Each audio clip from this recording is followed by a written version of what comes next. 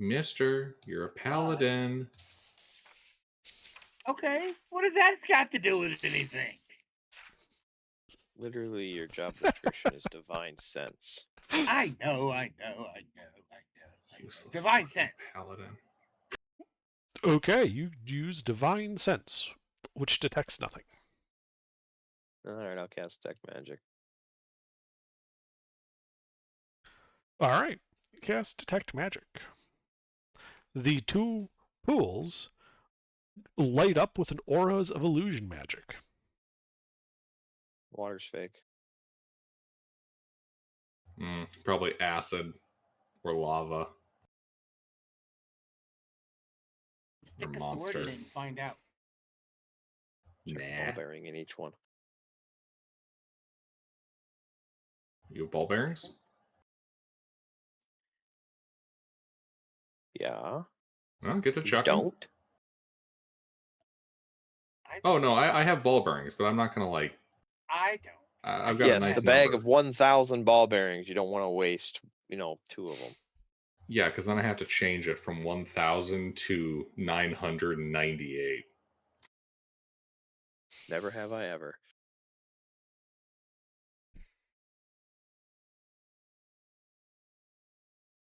Alright, I'll toss the ball bearing into each one.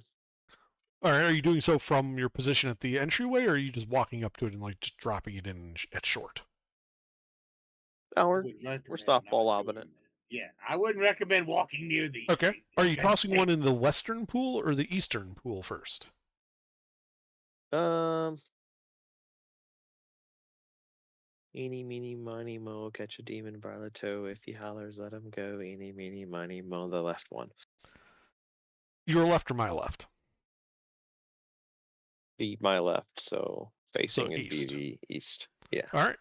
So yeah, you lob a ball bearing into the eastern fountain. You guys hear it go bloop as it hits the water. You can see like a little couple drops of water kind of spurt up. Alright. West one. Okay, you lob it in there. Little bloop. Another bit of like water kind of poking up as the ball bearing makes its splash.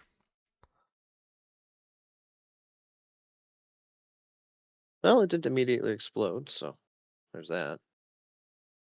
That is a sign. Alright. Pull out your magnifying glass and do your thing.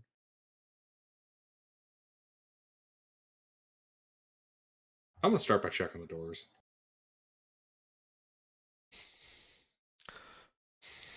Have we long rested since the vampire argument room? Yes. Okay. How many times? Once. Okay. We managed to get 2 doors done on 1 rest. So what are you guys doing? I'm gonna check out the doors first. Okay. Well, give me an investigation check. As you skirt the sides of the room, avoiding getting even close to the fountain.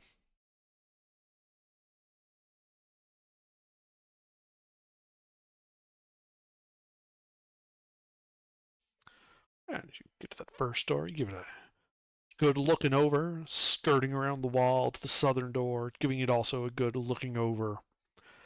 And you discover that these do appear to be wooden doors. You don't find any evidence of traps, nor do they appear to be locked.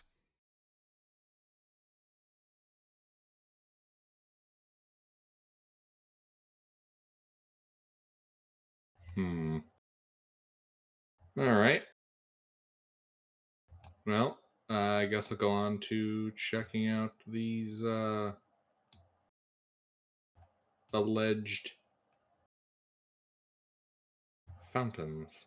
Okay, do you go to the east or the west one first? West. Alright, so you walk up to the western pool. And as you get close, you can see what looks like movement in the fountain. This alarms you at first, especially because Giuseppe's blade is not humming. And you realize that it appears to be, think like a scrying pool, like you're looking down at what's very obviously not something below the water, as it would appear to be from the perspective of an audience looking up at a stage. And you can see a bard dressed in their typically outlandish fashion, with a large foppish hat, standing before 3 doors.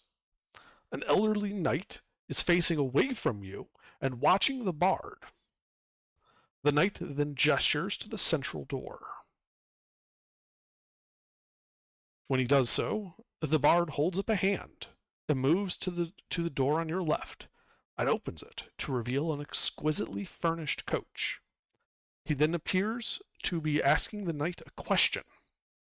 The knight waves him off and gestures to the central door again.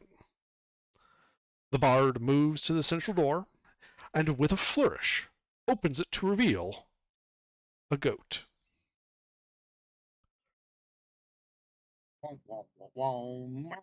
The image then appears to repeat. All right. What about the other one? Okay, so you walk over to the other fountain, and you can see that one is a very similar, like that same bard, that same knight, the same 3 doors. But when the knight gestures to the central door, and the bard this time holds up a hand and moves to the right door and opens it to reveal an exquisitely furnished coach. He then appears to ask the knight a question. The knight hesitates and then gestures to the left door. The bard moves to the left door and opens it to reveal a suit of plate armor, gleaming in the light with large gems worked into fine details that have been engraved upon it. The image then begins to repeat.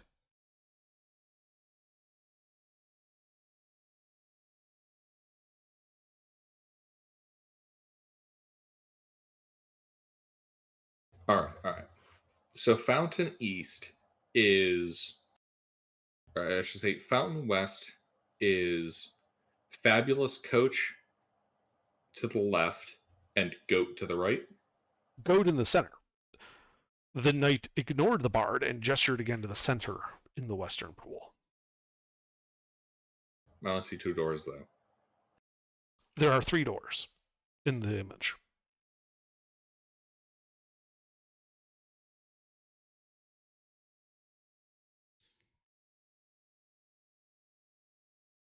What, the one we came through?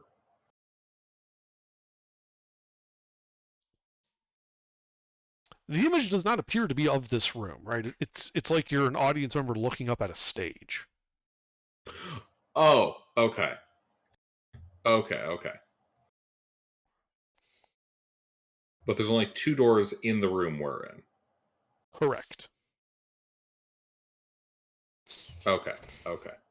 So in Fountain West, it's right door, goat, center door, carriage. No.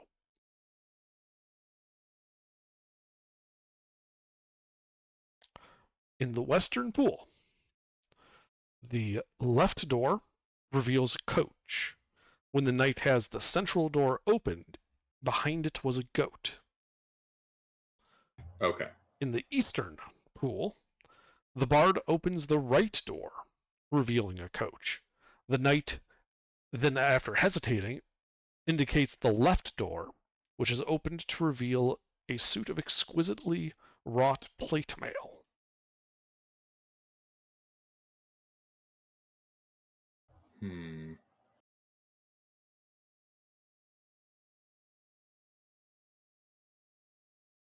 I open the west door here. Okay, you go to the west door and open it. Beyond, you can see a 5-foot wide hall going north and south. To the north, it looks to go 10 feet to a dead end. To the south, kitty corner from you, is another hall running west, as well as continuing to the south about 20 feet to another set of openings, 2 of them going east. I'll have a map shortly.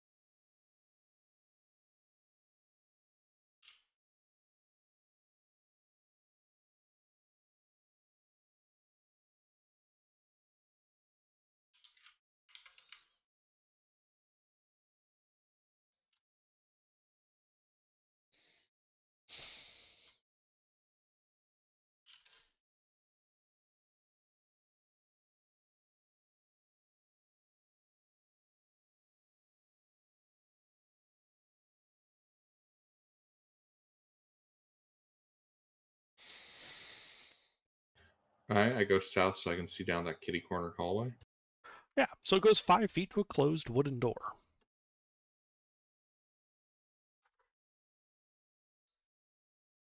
Okay, and I keep going south. All right, so keep going south.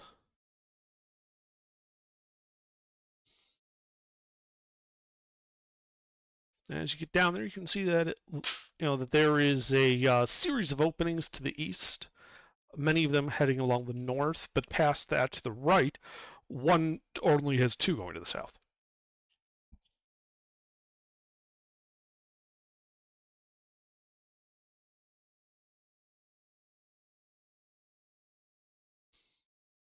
Should I run that last bit again? By against me again, please? So there's 2 southern sections, right? Right. The northern southern section has several openings going north. Okay. The southern one only is 2. Okay. Let's go to the northern one. Which one? Which one? Hang on. Let me get you a map. It'll be a lot easier to.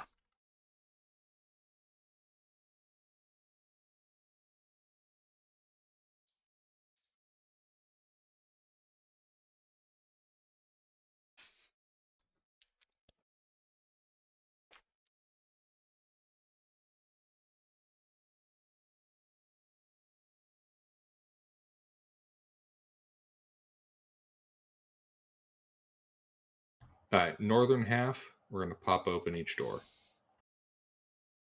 Well, there's no doors. It's just the hallways. Oh, I'm going to go peek then. All right. So you go to that first hallway. Looks like it just runs north 10 feet and turns to the right.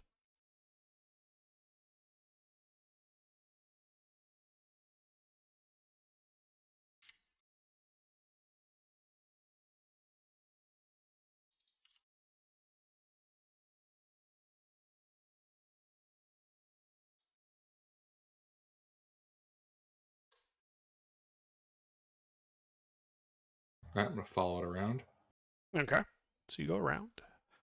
And as you get to that corner, you realize it's just like a hairpin turn that immediately looks south.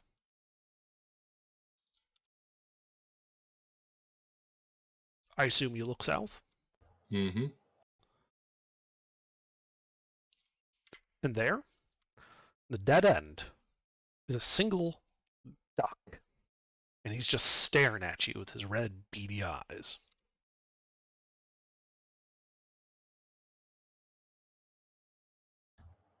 Hello, duck.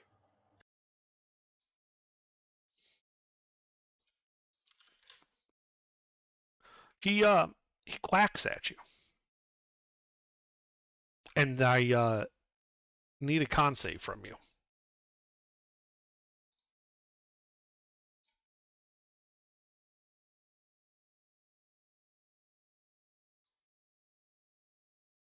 Okay. Yeah. Yeah. His gaze just seems to have that, like he was trying to pin you in place. As he then begins waving his wings and hissing as he begins running towards you.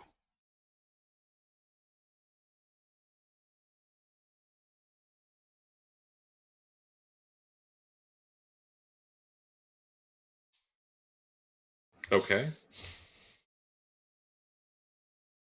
I stand my ground against the duck. Okay. The duck gets up to you and pecks at your foot.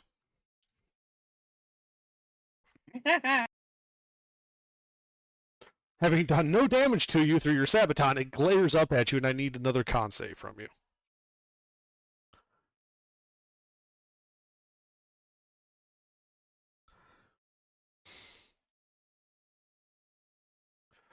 Okay, so it's staring at you as you are restrained, and you realize you are beginning to turn to stone. I see.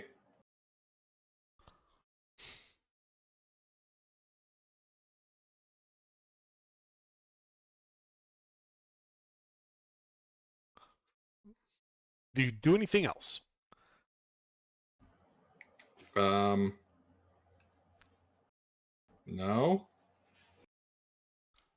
Well, that was his turn, so it's your turn. Are you doing anything?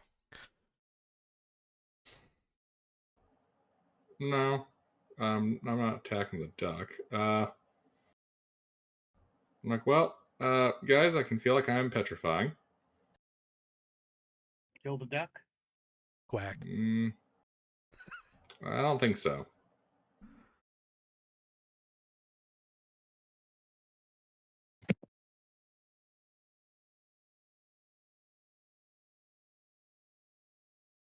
I'm not really certain what purpose the duck serves yet, so I'd rather not kill it. Okay. Well, I can just stop And the it turns you to petrification. stone.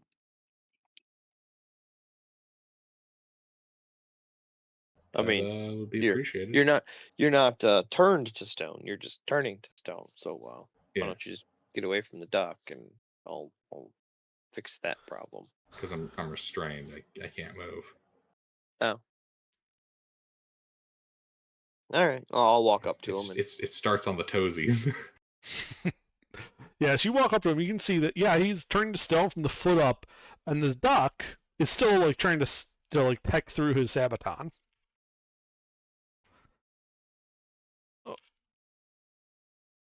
Oh, wait, you're restrained. He gets advantage. Yeah, he's still just, like, whacking the sabaton, having no effect whatsoever.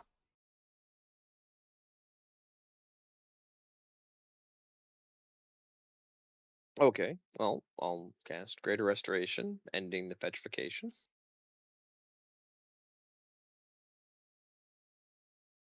Okay, so you Alright. end the petrification. And I'm going to leave the area. Okay, well, I'm as gonna you check out that as other you zone. leave, the duck is going to take an attack of opportunity.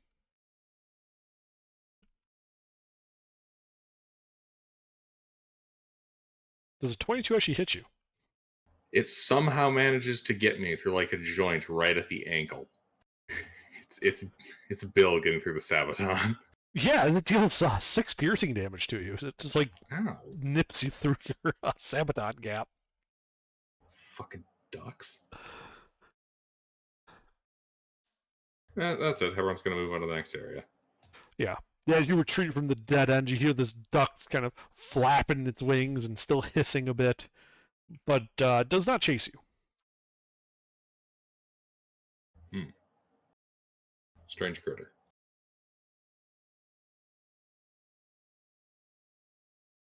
Alright, what's around the other area? All right, you go for the other area, which is a 5-foot hall going 10 feet to the north to a closed wooden door.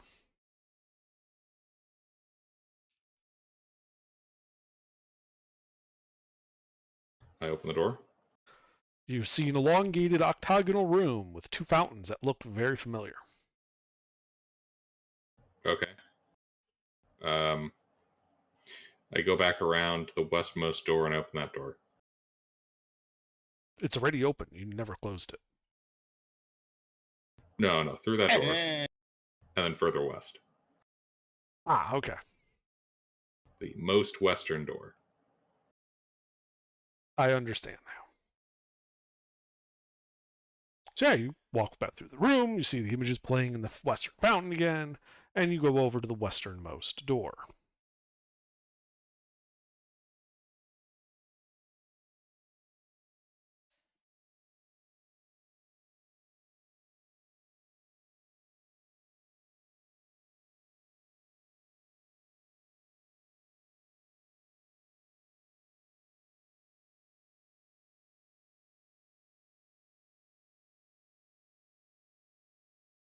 I open it.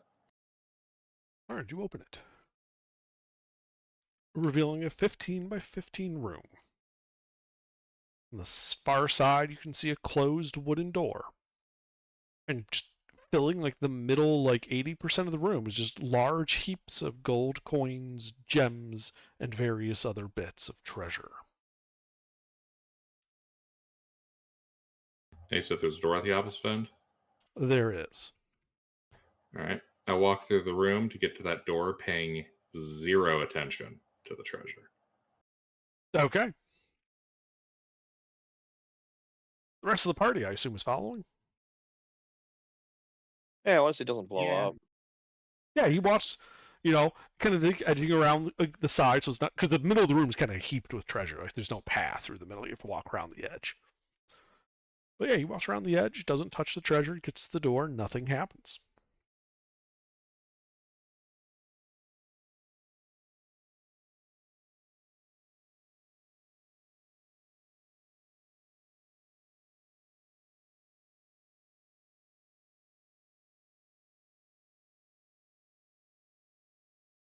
So what are the rest of you doing? Are you going to him? You gonna just start looting? What? Oh, following him. Going to him. Are you taking any of the treasure? No. We'll come back for it. First we investigate, then we loot. Okay. Yeah, we're not a treasure hoarders here. Too many generations of Septimi have lived. We are too canny when it comes to piles of treasure. If you did not have to kill a dragon for it, it's a trap. So you'll implicitly trust any treasure as long as you kill a dragon to get it. Got it. I never said I'd implicitly trust. I just said I'm willing to take it. Never trust a dragon to not be a spiteful bitch.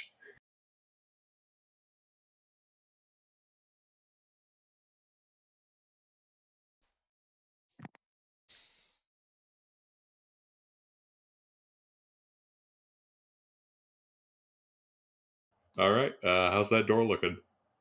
It appears to be a wooden door. If you'd like to investigate it, make an investigation check. Nah, I implicitly trust the door, so I open it. Okay. You open the door, which was unlocked and, fortunately for you, untrapped, revealing a 15-foot deep, 35-foot wide room. A herd of goats lazily eats from bales of hay scattered about the room. In the center of the room, a solitary black glass triangular pillar stands from floor to ceiling. In the center of each face, 3 grayish metal levers, all of them currently in the up position. Hmm.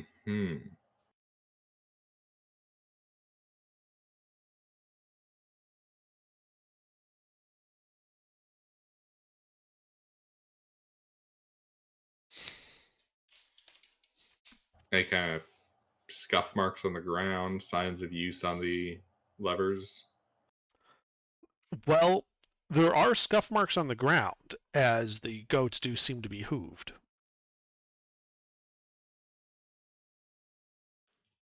As for the pillar, you're really too far away. You're still like 20 feet from it.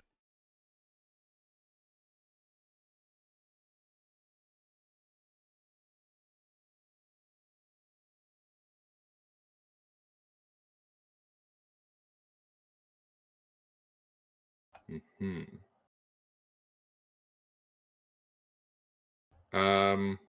Ritual cast detect magic. Sure, I can recast Detect Magic.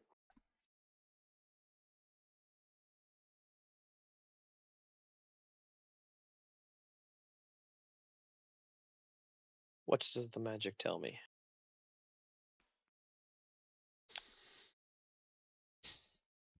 Magic.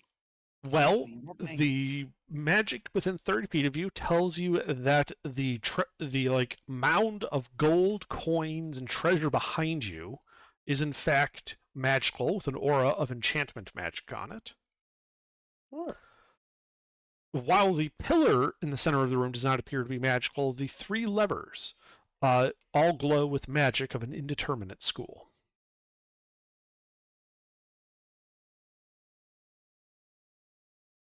So it registers as a distinguishable school, or that is No. unknown to me? No, it has no school. Gotcha.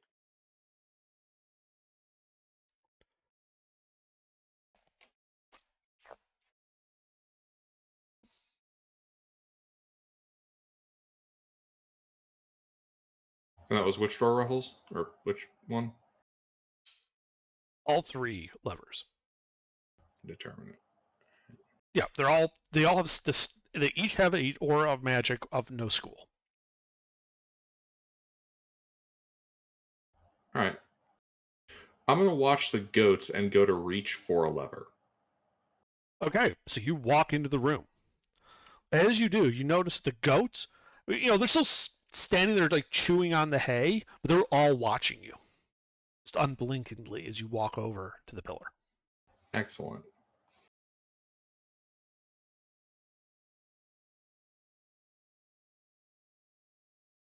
So you're over by the pillar. The other 2 party members are still in the doorway. You are at the closest lever. All right.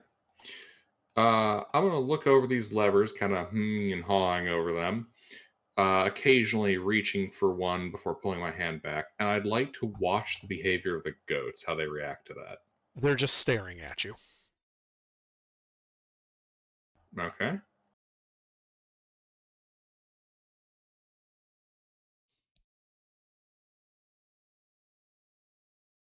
Any kind of symbols around here? Make an investigation check.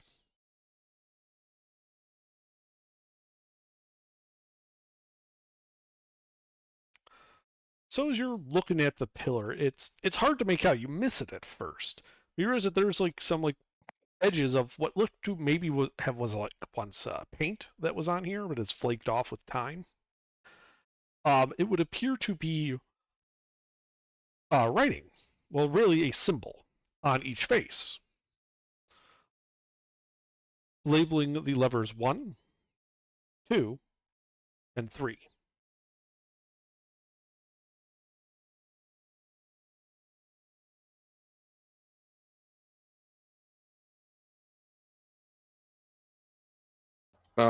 Which one's the western lever?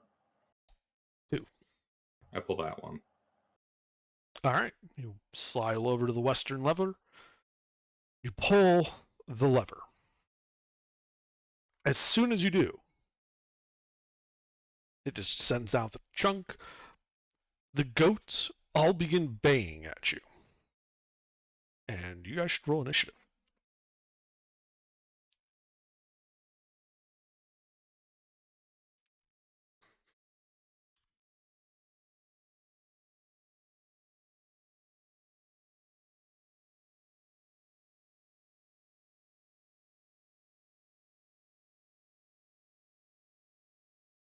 Well, Giuseppe will go first. Indeed. So yeah, the goats are baying at, while still staring at Hebron. They, your dagger of warning begins buzzing. What do? I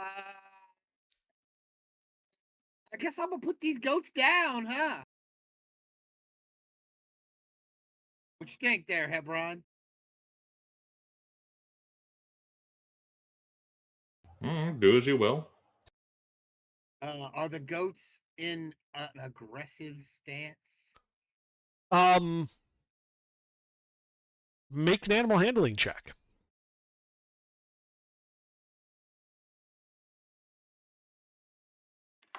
Well, Giuseppe's not too good at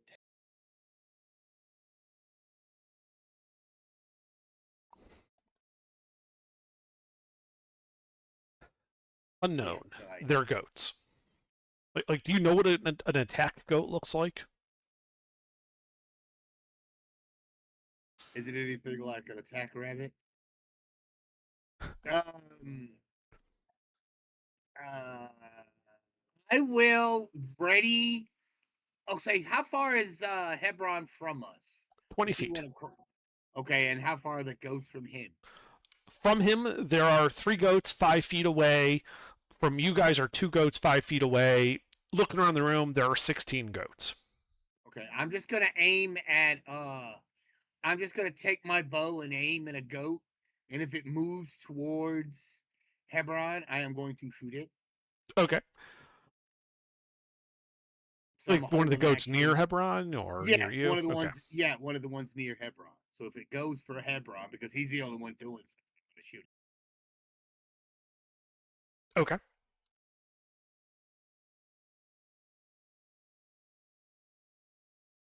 Anything else? No, that's it.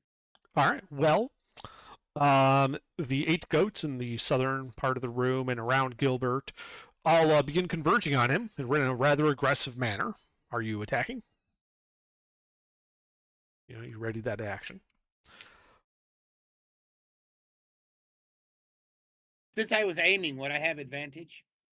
Yes.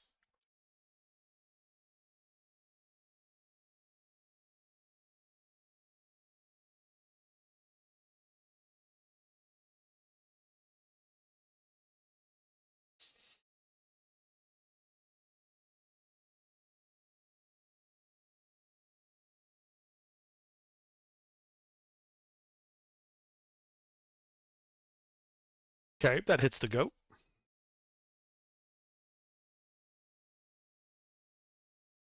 Is it within 5 feet of Hebron? Yes.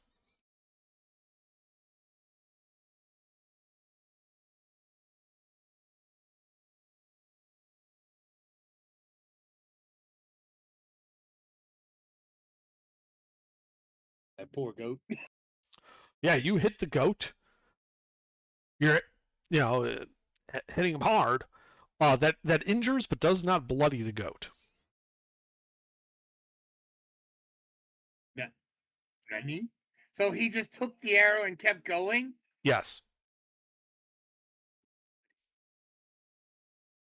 I don't think these are goats. As they begin moving towards Hebron, you also see that towards the north, Giuseppe, there's several goats near you. One of them turns, looks at you. Bah! As gouts of flame shoot out of its mouth, and I need a dex save from both you and Elendar.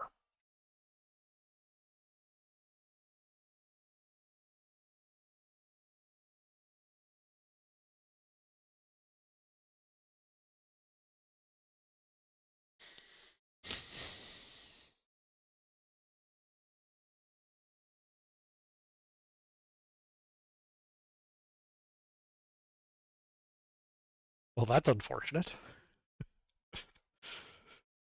Well, you both failed. Damn.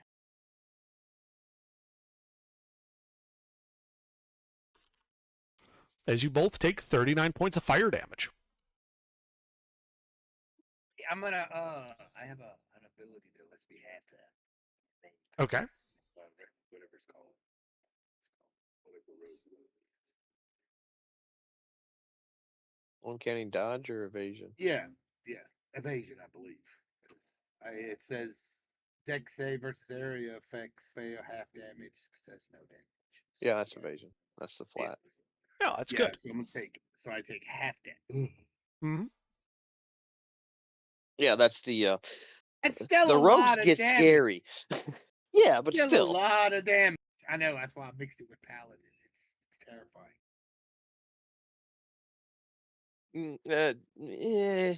Sure. Yeah. And the 3 of the other goats near that goat charge forward into melee with you, Giuseppe, and begin trying to bite at you. Okay.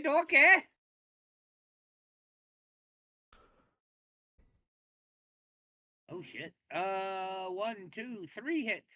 All right. As they bite you repeatedly for a total of 18 points of piercing damage. Okay.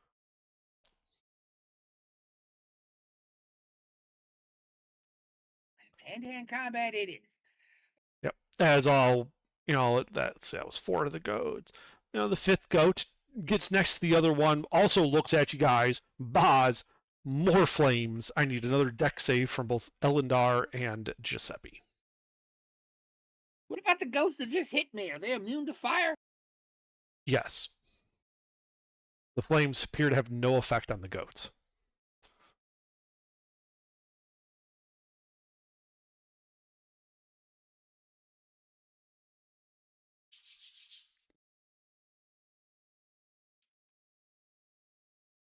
All right, well, this time, Giuseppe, you passed. Well, Well, if you no, roll I the dice, didn't. you might know. Oh, that was just a 20. Sneaky, sneaky. A 17 passes. So Giuseppe takes I half take damage. 15. Yeah. Elendar, you take 19 points of That's fire damage. good. That is good. Yeah. All right, so then we switch over to Hebron. Hebron, several of the goats are also breathing fire at you, so I need 3 deck saves from you.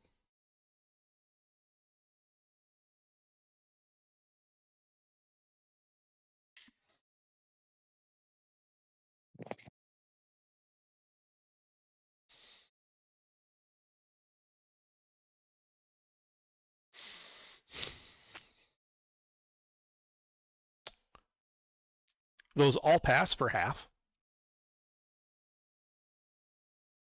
Reaction, I take none. So, you can block the first one. Yep. I believe that's per instance. Mm-hmm. So, yeah, so then you block the 22, and you end up taking 17 and 15 fire damage. And then the 8 goats begin biting at you.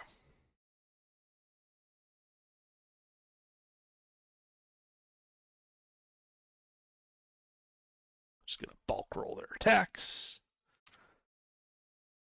What's your AC again? 21. 21. So 4 hits, it looks like. Nope, 5 hits.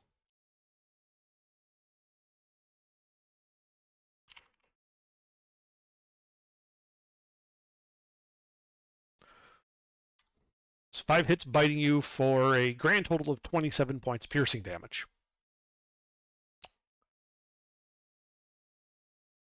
It's worth noting that while they can breathe fire, their attacks are not magical. Yep.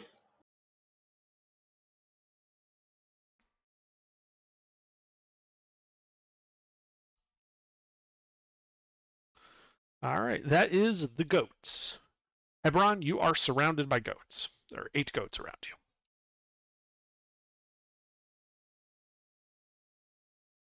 you. Mm-hmm.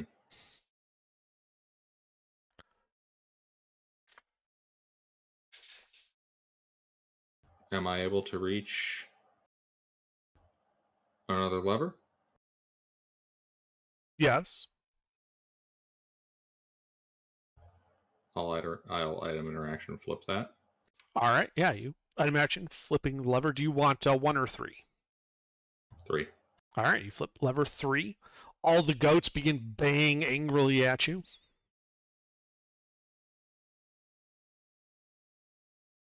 As if like, how dare you flip another lever? You know, the goats and the thumbs, getting the levers back in the upright position takes them a bit of effort. Mm-hmm.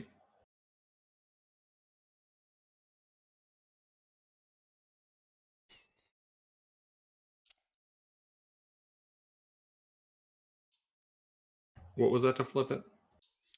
An item interaction.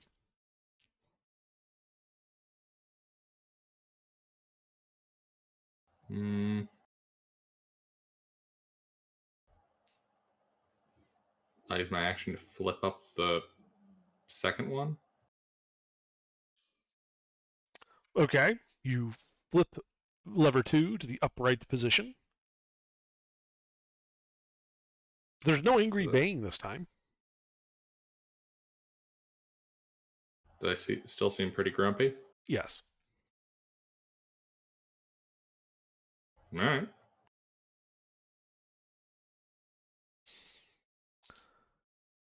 Yeah, that's all. All right. Elendar. All right. What is the general disposition of all the goats Angry. and layout? So there are 3 goats near your door, like in melee with Giuseppe. There are 5 goats behind them, baying angrily, including the 2 that breathed fire. South Alright. into the room are 8 more goats, having surrounded Hebron, baying at him. How far away are the? How far away is the farthest goat from me? Yeah, call it 25 feet. Okay. Then I would like to move between Giuseppe and Hebron.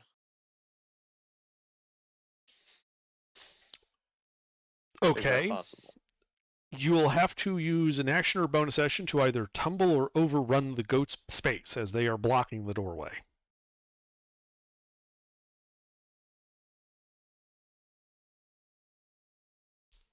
We can use our If you, bonus action. okay, yeah. So tumble is you're using acrobatics versus their acrobatics. Overrun is your athletics versus the goat's athletics. All right. Are they size discrepancy? They're considered medium creatures. Big goats. Yeah, they're like right at the threshold, and yeah, they apparently went medium. Yeah. Which one is it? Acrobatics. I'm sorry, Alright. athletics. Athletics. All right, you're trying to just overrun, bodily bowling your way through the goats. Yep. The They goat, don't like me tonight. yeah, they just like lower their head and just sort of like bounce you off at the top of its skull, baying at you. Yeah. Okay. Well, then, wherever I am, as close as I can get to Hebron's position, I'd like to meld with stone. Okay. Well, I mean, yeah, you can just meld into the stone wall you're next to. Yeah, I was trying to get as close to them as possible. Right. You can't. Giuseppe's Yeah. on like your side of the door. The goats are on the other side of the door. So So wait, hang on. Is there?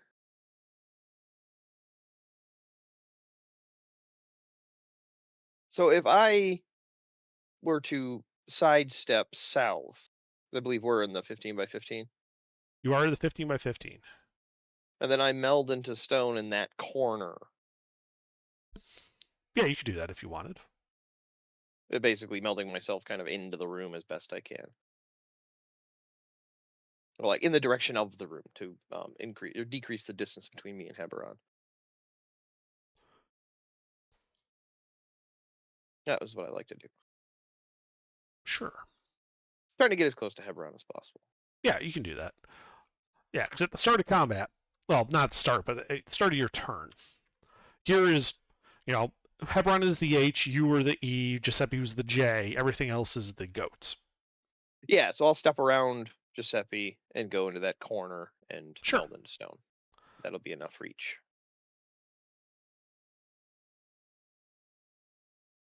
All right, that's all I do. All right, as you meld into the stone, Giuseppe. So there's a couple of goats in melee with me now. 3 goats in melee with you.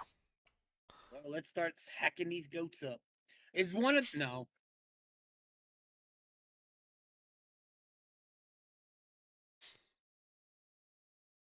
Just attacking the one in the middle.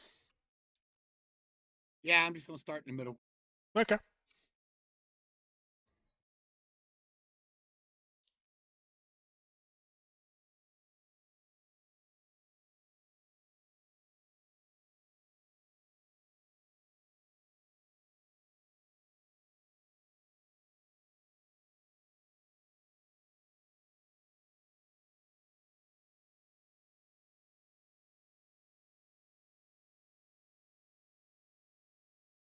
Two hits on the goat.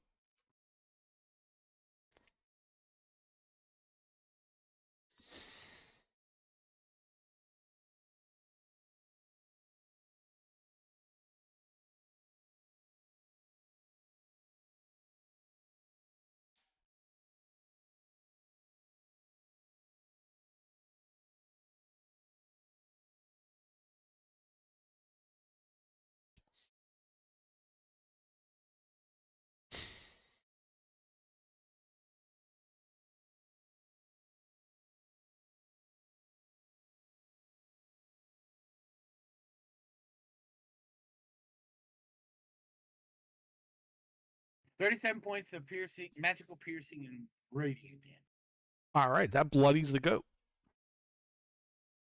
And as a no,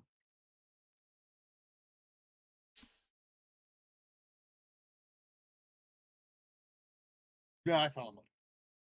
All right. The goats.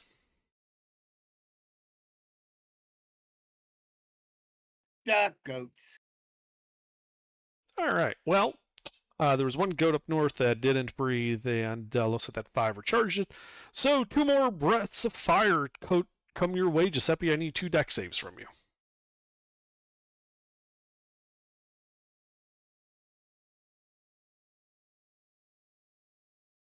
Fire breathing goats is, that's a little rough. Okay.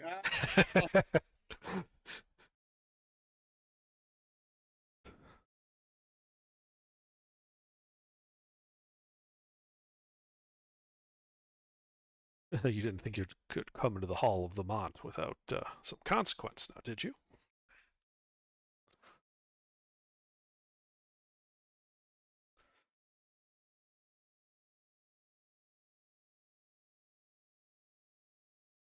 That is a fail and then a pass. So you, when you pass, you take no damage, right? Yes. All right. So for that first one, you did fail, so you end up taking 16 points of fire damage because of your evasion. The 3 goats then try to start chewing on you. Oh God. Oh God. Please kill these goats. There's too many of them. 2 hits. Hey, pack tactics?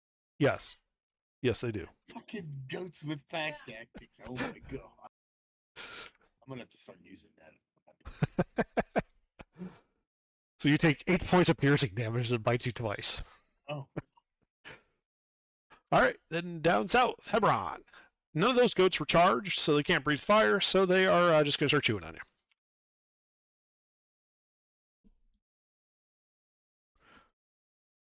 Let's see, so it has 1, 2, 3, 4, 5, 6, 7 hits this time.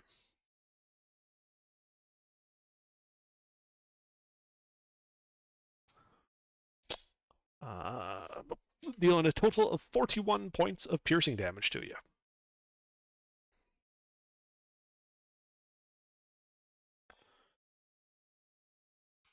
And Hebron, it is your turn.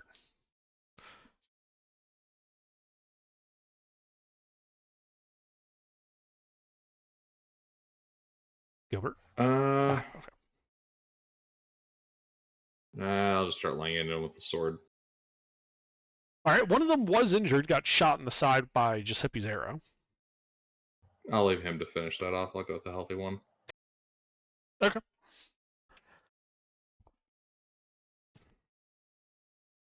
Two hits.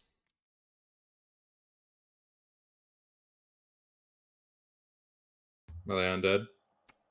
They are not.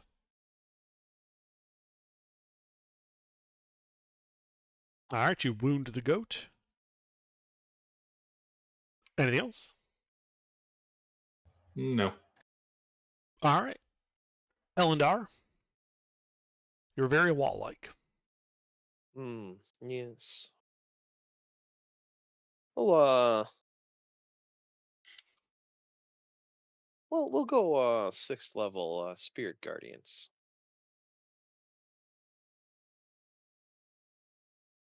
Okay. So start of their turn. Whiz save. That's it for me though. All right. Giuseppe. I guess I'm gonna kill this thing that's I'm still fighting. One of these goats anyway. All right, yeah, there's a bloodied goat in front of you.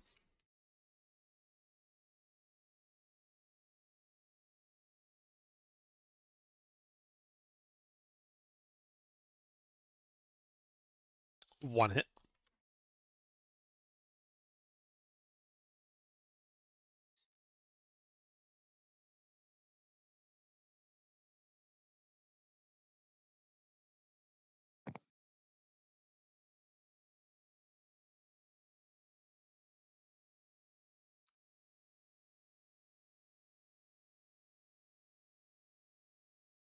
18 points of magical and radiant damage.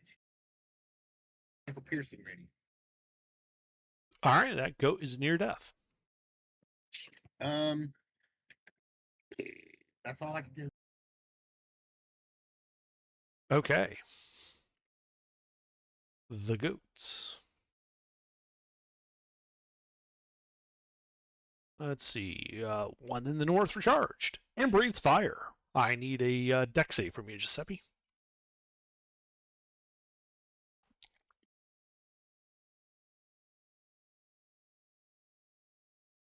All right, you pass, evading the damage. The three goats then resume chewing on you.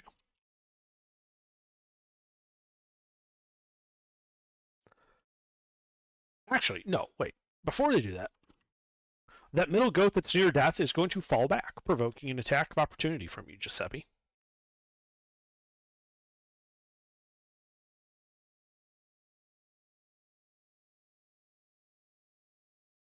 I think this is a trap, but I gotta hit. You hit him.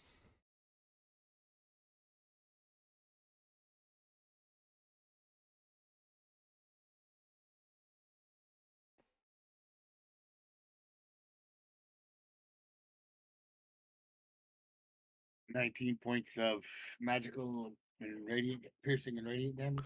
Yeah. So you kill that goat.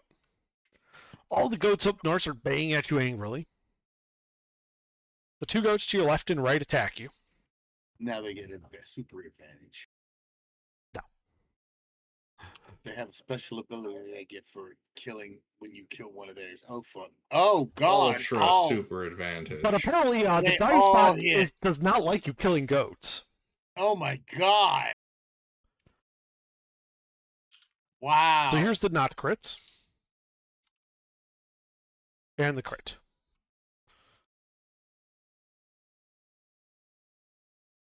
Okay. So not too bad. But because that goat did crit you, as a bonus action, it gets to make another attack. And missed. Then one of the remaining goats charges forward with its head down. Giuseppe, this is a shove. Contested athletics against the goat.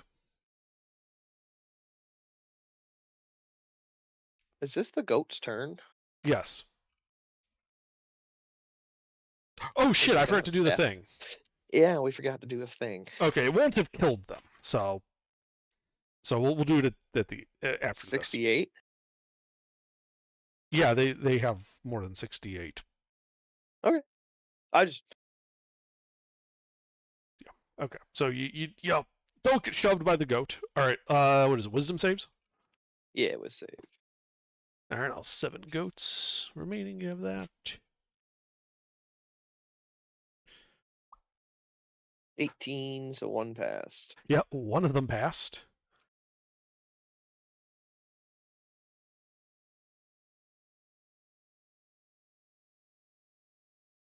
$36 necrotic.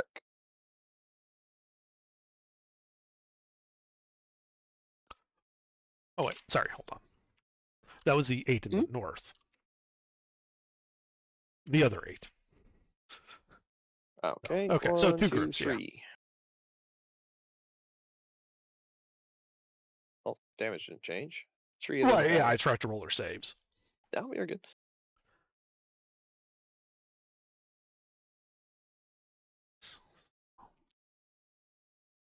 DC is 18, you said? 1-8.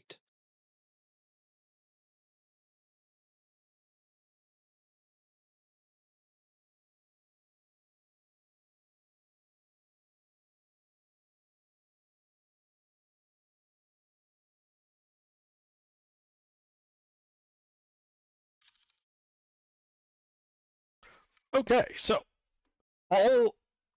most of the goats are now bloodied. There is one goat in the north, the one on the northern flank of the door, that is not. Most of the goats to the south around Heberon are bloodied, except for the one that Heberon hit, 2 of the others, and the one that died. That is, there are only 14 goats left in the room now. All right, so now that's all. The goat then uses its second attack to try to shove you again, Giuseppe. Again, just contested athletics.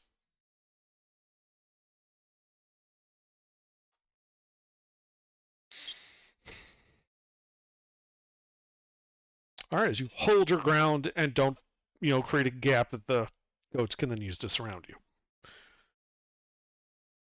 All right.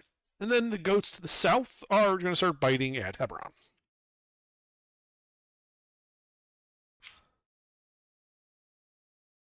It's supposed to be +5. So 1, 2, 3, 4. 4 hits. Dealing a total of 21 points of piercing damage to Hebron. In Hebron, it is your turn. There are only 7 goats. A gap has been created to the southeast. We'll fall out to the gap. Okay, so you head to the southeast, away from the party. That will provoke attacks of opportunity from 4 of the goats. This takes me away from the party? You're going to the southeast. The party is to the northeast of you. Oh, no, I don't want to do that. I'll just keep fighting me here. Okay. So are you attacking the same goat that you've been hit or one of the now bloodied ones? Bloodied one. Okay. 3 hits.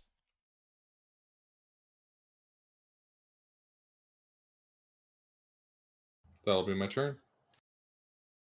All right, that goat dies.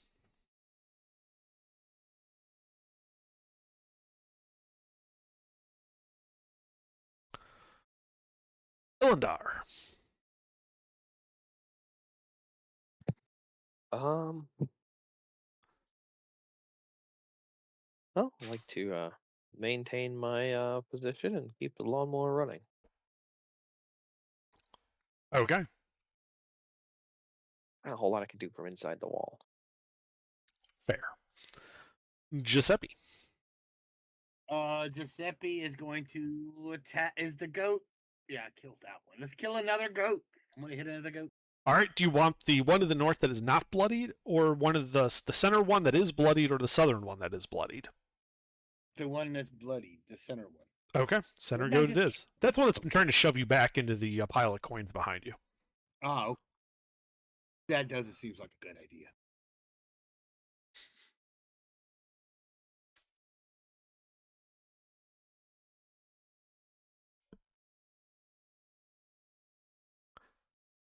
Two hits.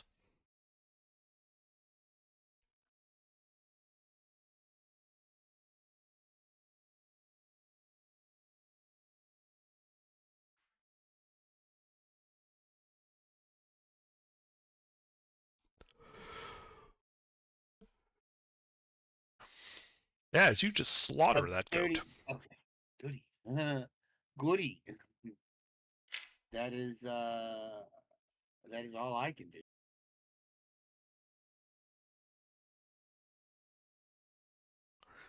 All right, the goats. Lawnmower. Lawnmower.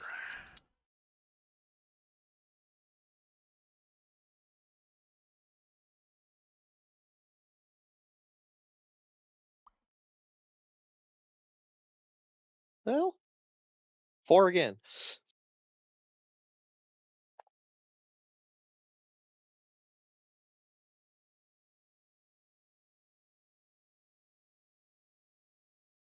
Another 33 necrotic to everybody.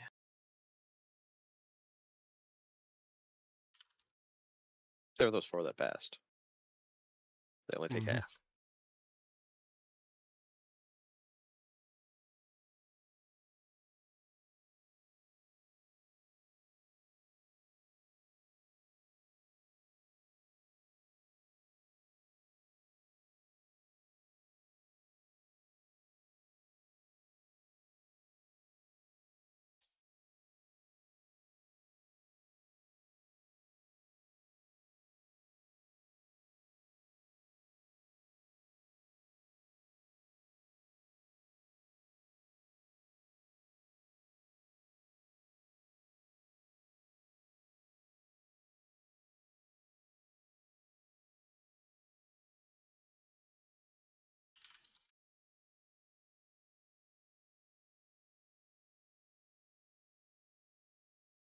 Alrighty, large portion of the goats are wiped out by this, leaving only one goat near death up in melee with Giuseppe. It was at Northern Goat still.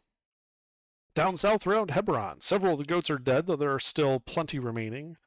4 goats surrounding you now, Hebron. 2 to the north, 2 to the west, all of which are bloodied or near death. 1's near death, 3 are bloodied. The goats are going to see if they can get fire. No fire. The goat up by you, Giuseppe. Yeah, just going to try to shove you back. Contested athletics.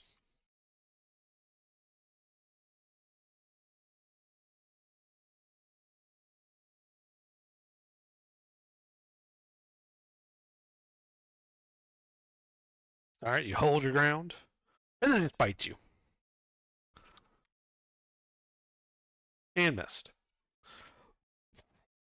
The goats around Hebron just try to bite him.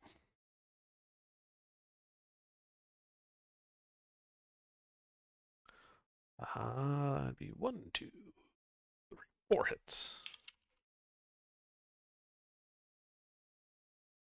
Biting you for 23 points of piercing damage. Hebron. 4 goats remain around you.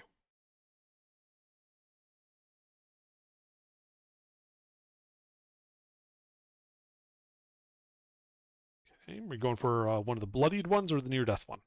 Bloodied. All right, those all hit.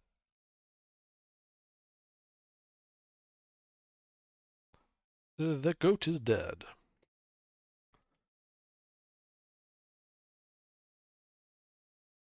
Anything else? Nope. All right. Elendar.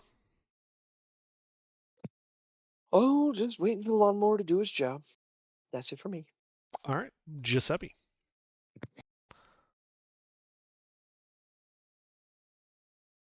I'm gonna stab another goat. All right. You stab at the near-death goat, the last one up here blocking you.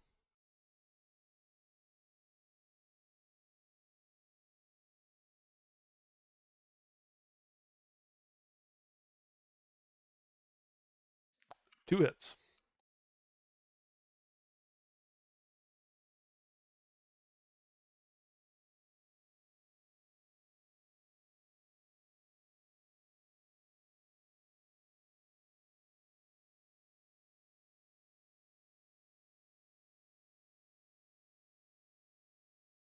$22 points of magical piercing damage. All right. Yeah, as you slay that last goat up there, leaving only the 3 still surrounding Hebron.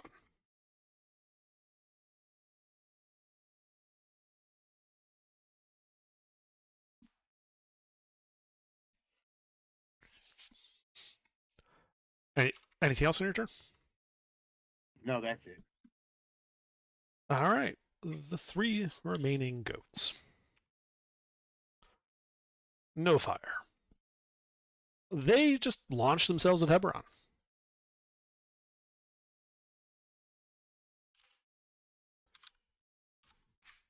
Are they out of the...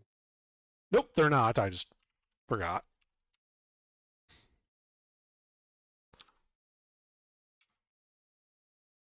They all failed. And are all turned to goo. The goats are dead. You guys are out of initiative. I'm still imagining they started to launch themselves at Hebron, so now he's covered in goo. Yeah, just like wet, like necrotized goat bits all over Hebron.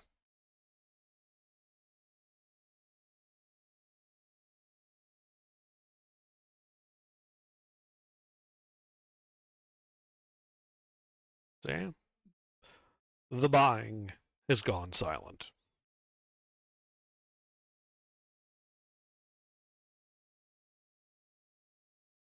I start toggling switches. Do I hear anything?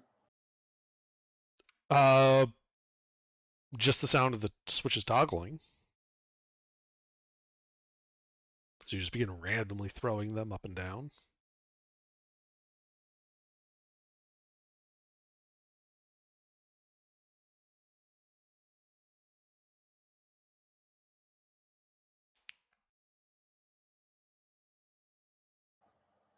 Hmm.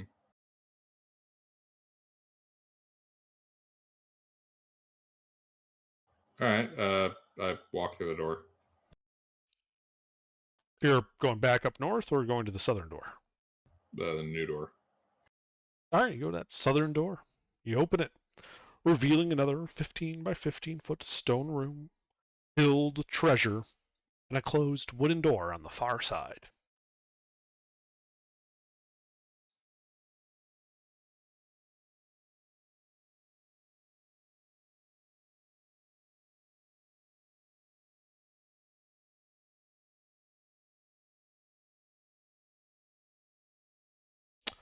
By the way, for the 3 switches, what position did you want to leave them in? All the opposite of where they started. So all in the down position. Yeah. Okay.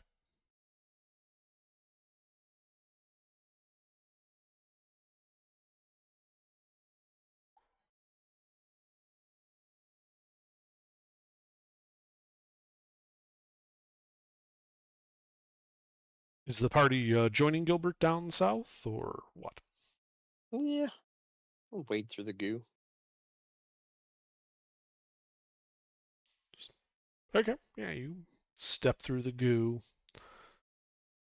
It's bloody footprints being left behind. Dead goats all over the place.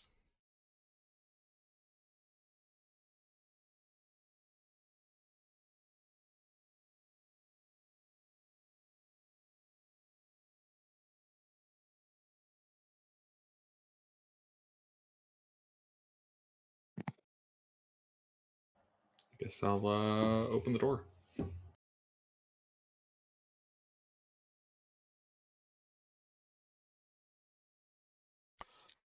right, you're skirting around the big pile of treasure in the middle of the room.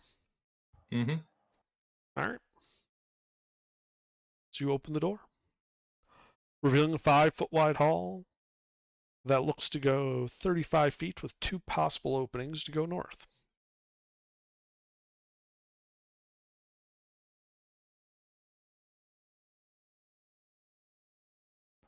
I take the one on the right. There's no one on the right. You said there's 2 possible ways north. Yes, they're both on I your, take. which would be both to your left. I take the furthest one. Okay. So you walk all the way down to the hairpin turn and come around and realize, yeah, it's just a hairpin turn.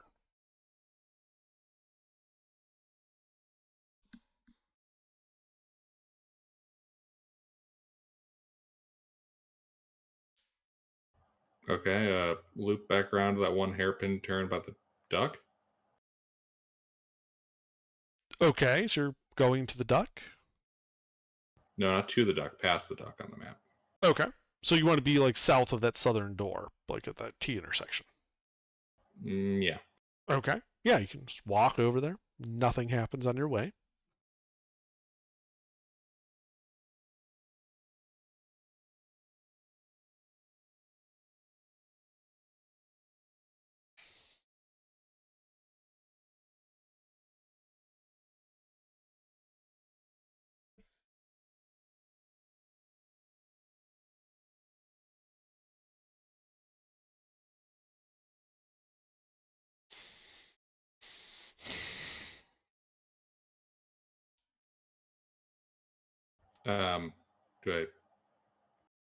Do I see that part around the turn from that door? Ah, sorry, I didn't know you were going that far. But you said you were going to that intersection, not, you know what. Yeah, you look there, and it looks like it goes north and then turns to the right and heads east. I follow it. All right, which looks to be a hairpin turn going south. I follow it. All right, well, as you go around that hairpin turn, you see that it goes 10 feet to the south to a dead end. The back of the wall isn't easily visible as it is covered by large, thick webbing. Sitting on the floor, kind of looking at you quizzically, is this large, like 9-inch, like the body's about 9 inches in diameter, spider with a top hat, a single monocle over one of its multifaceted eyes, and a pipe. Little billow of smoke coming out of the pipe. All right. I'm going to look at it and ask it what its gimmick is. The spider brings like one of the four legs up to the pipe, which you notice has like this little like kind of oddly shaped like handle on it, which it uses to pull it out of its mouth, and it says, "Ah, well,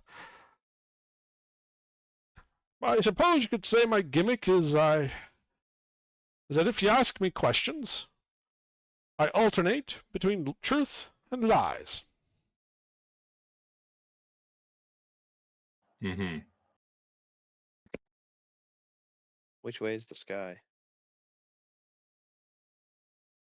I haven't got a bloody idea. Do I look like I've seen the sky? Was that last answer truthful? Yes.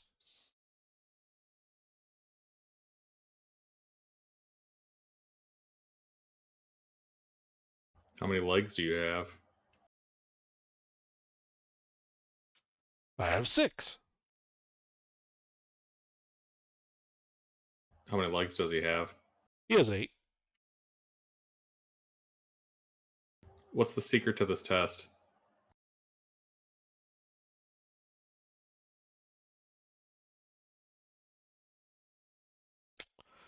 Well, I'll tell you. The secret is that despite all the glittering gold, you actually want the goats.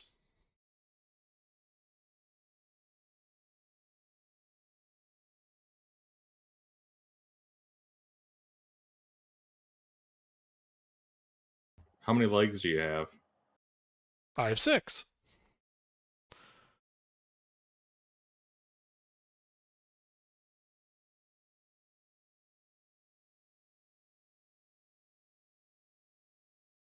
What were we supposed to do with the goats? To them? You weren't supposed to do anything to them. They were the guards. How many legs do I have? 6.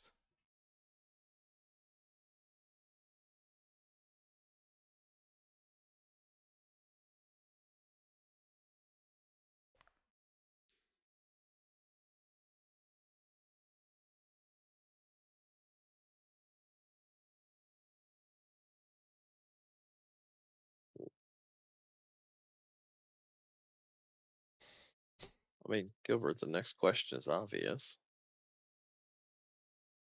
You ask it. If the goats were the guards, what were they guarding?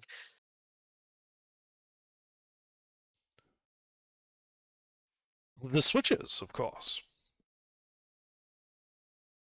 How many legs does he have? He doesn't have legs. What do the switches do? Well, they signify that you've passed the test. If you survive, that is.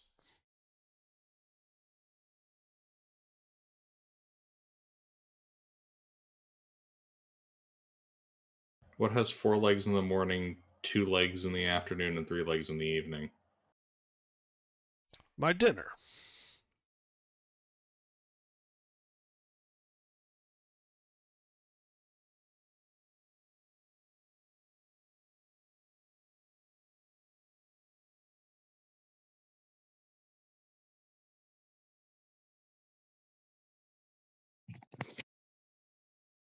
Hebron's just going to turn and walk outside. Is the test done? All right, so you turn. As you're turning away, you notice that the spider puts the pipe back in its mouth, begins puffing on it. You guys walk back outside, and the light above the above the divination door is lit.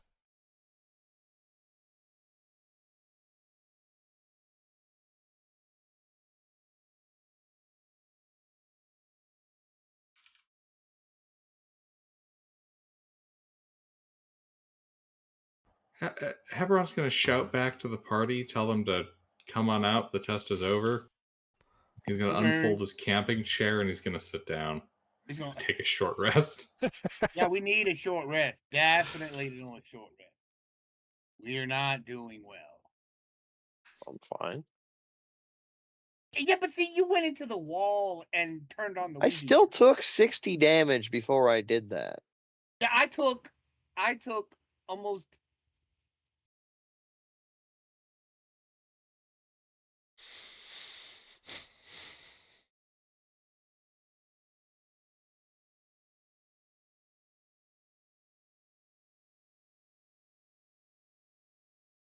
Wow, he's really having to add up that damage he took. You don't track it in combat?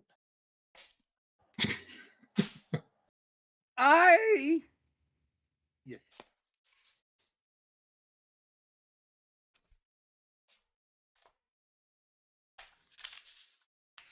Man, I was scared with them demon goats, man. I was whipping up a new character just in case the demon goats got me. I come close. It man. I literally come takes close. me a round to get set up to kill basically anything, and I'm not killable. Yes. Counterpoint. Adamantine sword into the wall. If I Yeah, kill Yeah, but enough see, the wall, thing I is, can kill you. when you're using meld into stone, you actually become the stone. So you would just damage the stone. You're not actually attacking me Yeah, inside but the how wall. would you come out of it? The If stone's the complete wall, destruction. it specifies. Expels Yeah, you it and deals specifies. 50 bludgeoning damage to you. Yeah, it specifies in meld into stone. Like, it is not immortality. It's I just know that's really why I said fucking just annoying kill to the kill. stone. Yeah, it would take you a bit though.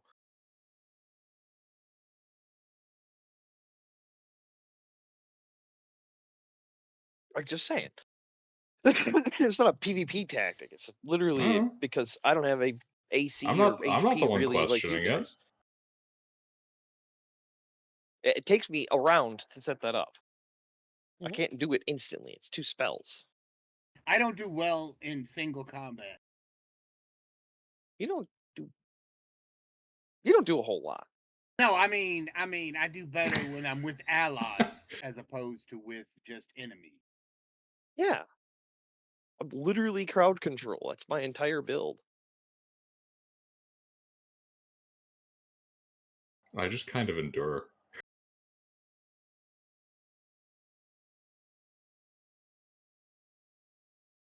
But anyway, yeah, we'll pop up the lawn chairs and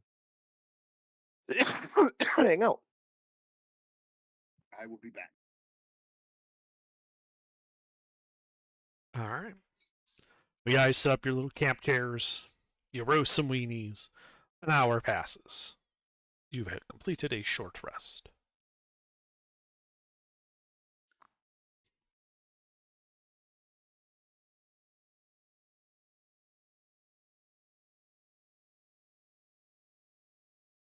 You know?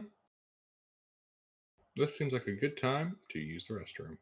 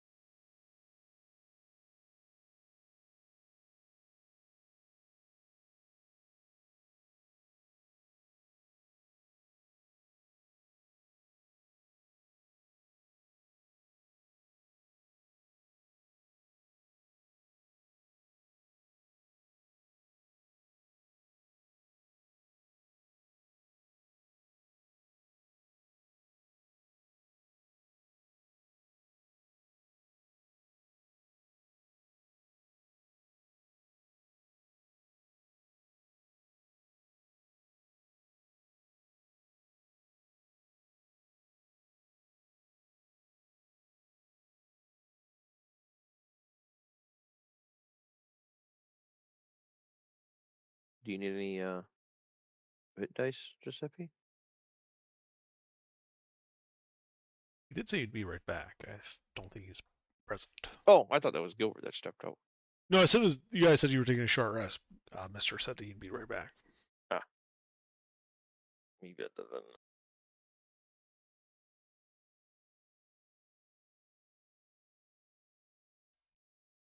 Because he probably does.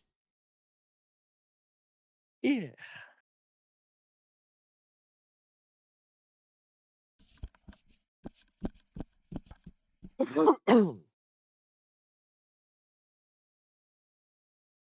Oh, question for you since we're just sitting here twiddling our thumbs. What did you think of that charm idea? Because I think I'm going to do a few more magic items on that sort of level Yeah, of. I liked it. Like I said, the wording was just a little awkward, but Yeah, you know, yeah. that's The fine. wording obviously up from going forward. I'll have a little bit more time than I literally just thought of.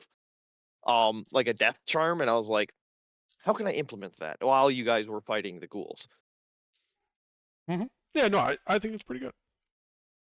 Yeah, because I was thinking of like in this setting, it's low magic access, but there's still enough magical knowledge and stuff like that where it's like, somebody figured out how to make a one-off charm in the modern. So that would have been made in the current era. That's not like the Veritas Edge was a third era magic item. Which I really shouldn't say third era because then that's going to confuse you because in setting your character has no idea what the fuck the third era is.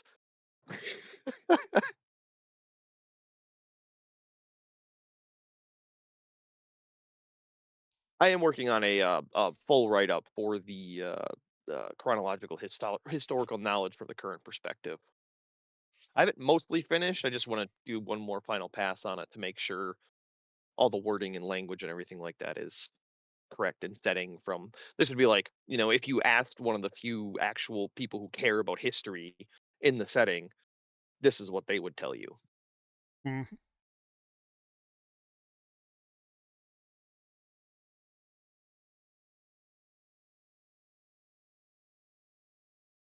Sorry, I'm back. No, welcome back. No, Did we you found want that to again? roll hit dice? We've long rest complete. Short rest. Short rest. Sorry. Short rest. Sorry.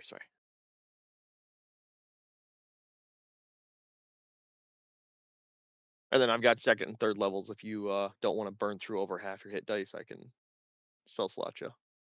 Yeah, I mean, if you want to do that, because it would burn. I am down to single digits in my hit points. Well, use up however many hit dice first and see what you get from that, and then we'll start using spell slots.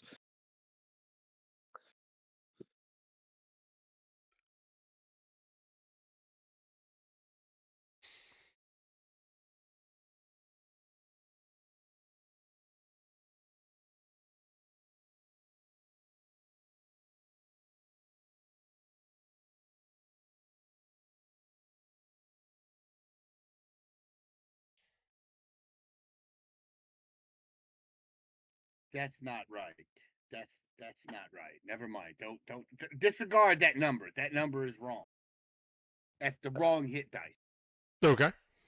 That's for a different character I was looking at the moment, and I just glanced at the screen and said, "Oh wait, that's not Giuseppe. Never mind. This is the wrong hit dice." That is for my character I was making in case Giuseppe kicked the bucket. Right. Well, I mean, we still have diamonds. I mean, I'll let you know when we run out of diamonds, because that's going to be kind of important in when we're trapped in a dungeon.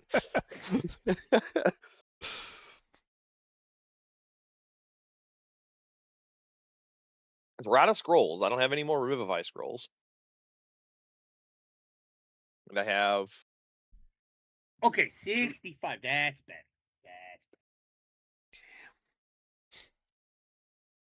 Yeah, I have 6 more diamonds, so like we're good for a little while.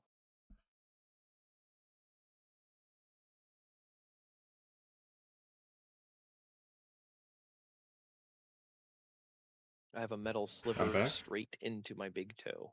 It is glorious. That sounds incredibly painful. It is. Yeah, that's like the opposite of glorious. I see sarcasm still eludes you. All Not I'm where my saying, microphone is. all I'm saying is, if you're gonna die from that, No, find a bear to fight in the woods, because otherwise, I don't think any afterlife is gonna take you.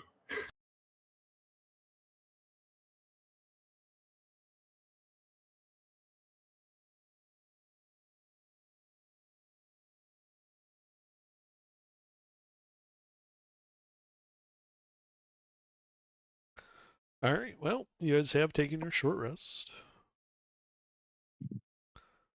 All right. There are 2 unlit doors. To the south, evocation. To the southeast, conjuration.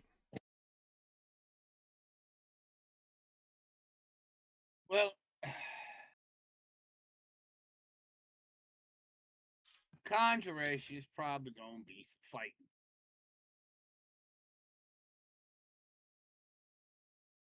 I mean, divination was also fighting.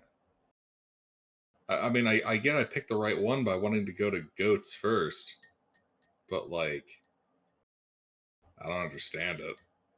How did you know you had goats first? Because there were 2 golden carriages and a blinged out suit of armor. When in doubt, always select the humble option. Goats are a humble animal. It's like the Holy Grail question. You know, If you have a meta goat, they are not humble. They're assholes. These in What? particular. Yeah. They're fire-breathing asshole goats. Right, but like of the options presented, goats are the most humble. Like a shepherd. It's like with Indiana Jones Last Crusade. The correct answer was the humble carpenter's cup, not the blinged out one for kings.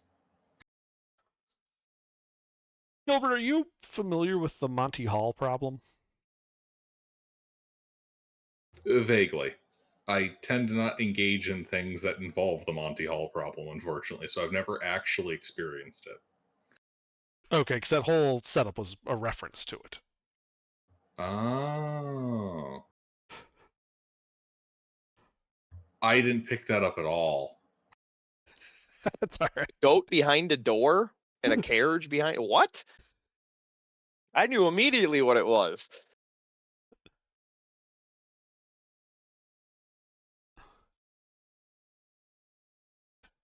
So you were saying you didn't get how it was divination.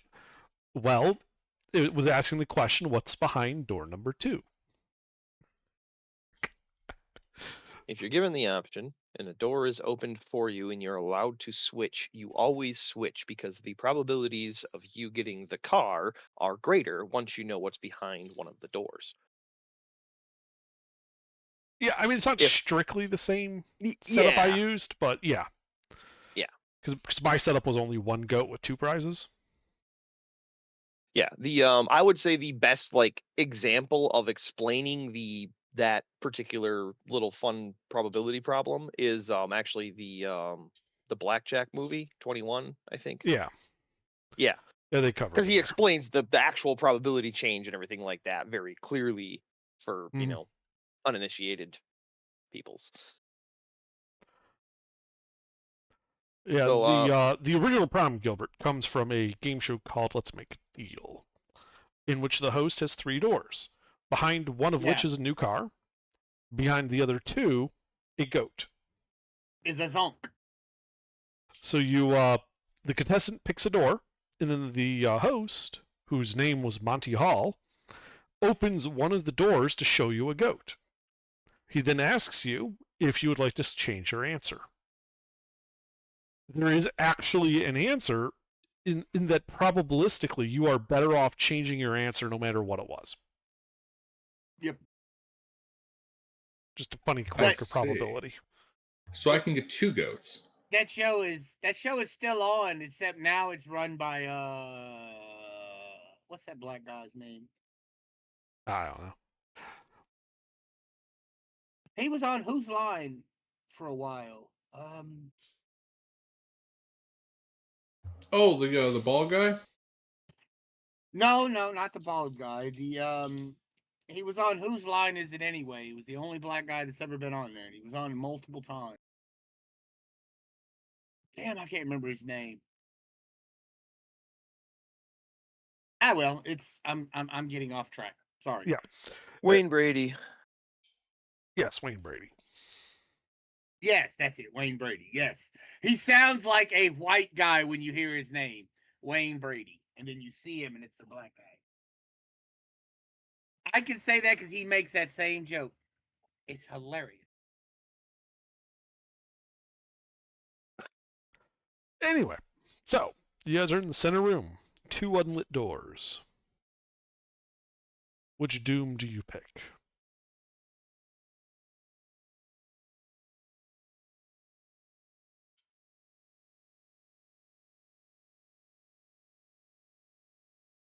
Hold on. What was the question again? Which doom do you pick? You can go south through the evocation door or southeast through the conjuration.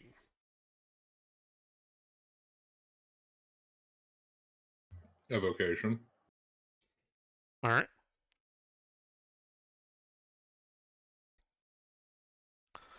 Well, you go to the door and you open it. Or is this a Monty Hall problem? I have shown you no goats. You killed all the goats. Well, there's only 2 doors, so it wouldn't work. I am now just fresh out of goats. We're not expected to get a shipment of goats in till Thursday. This is all your fault. Can I have a rain check? No.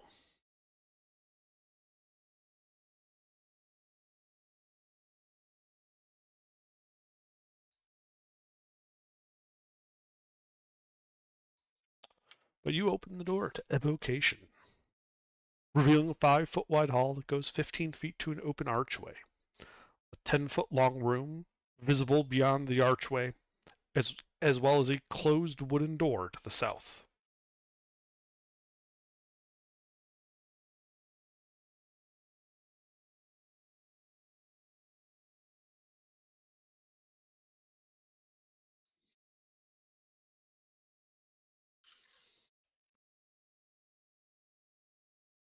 All right.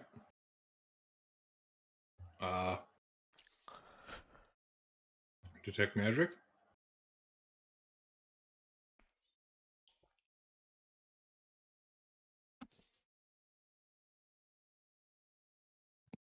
Sure. Cast Detect Magic. You're casting detect magic in the big octagonal room. Yes? Yep. Okay. Well, you see all the magic you saw before with the plaques above the doors all being magical, but no particular school. The floor being magical, the ceiling being magical, the walls all being magical. Lots of magic all over the place. Mm-hmm.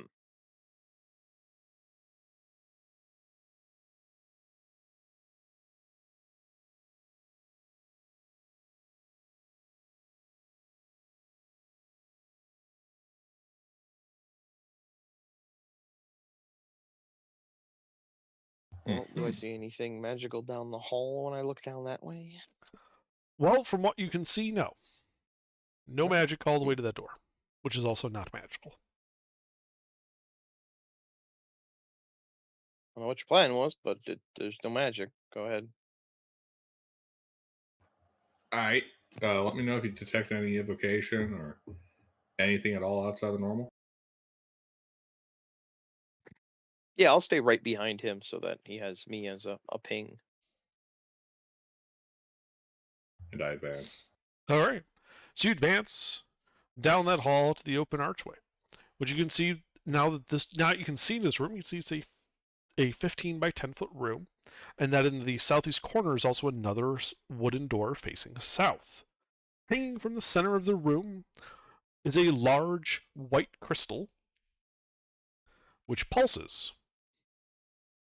And a blast of energy comes your way when you poke your head around the corner, Hebron. You do have 3/4 cover from this.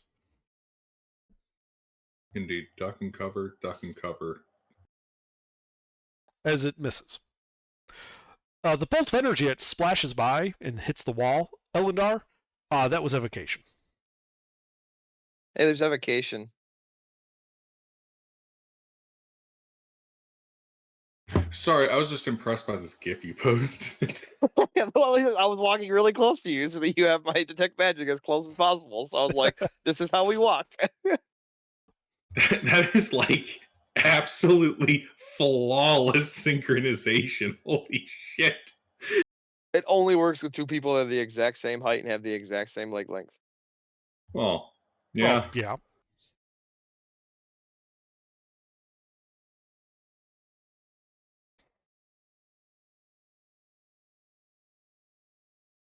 But anyway, hey, evocation. You ask, I provide. Very cool. I acknowledge the presence of evocation magic there. What did it shoot from? Well, remember that white crystal hanging from the center of the ceiling? I forgot about the white crystal hanging from the center of the ceiling. I'm glad you reminded me. That's not sarcasm. I'm dead serious. I was transmitting when I mentioned that crystal, yes? And that it was pulsing. Yeah, and... he was distracted by the GIF. Okay. Just making sure, because sometimes when I shift from program to program, the transmit stops. No, it was my brain that stopped transmitting, not Okay. you. Yeah.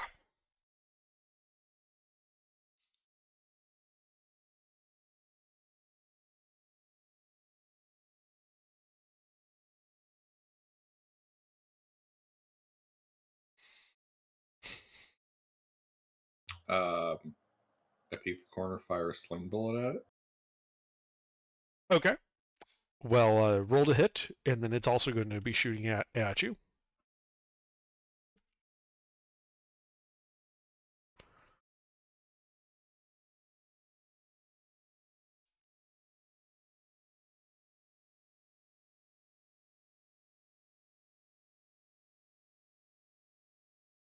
Okay, so you miss the crystal. Does a 25 hit you? Mm-hmm.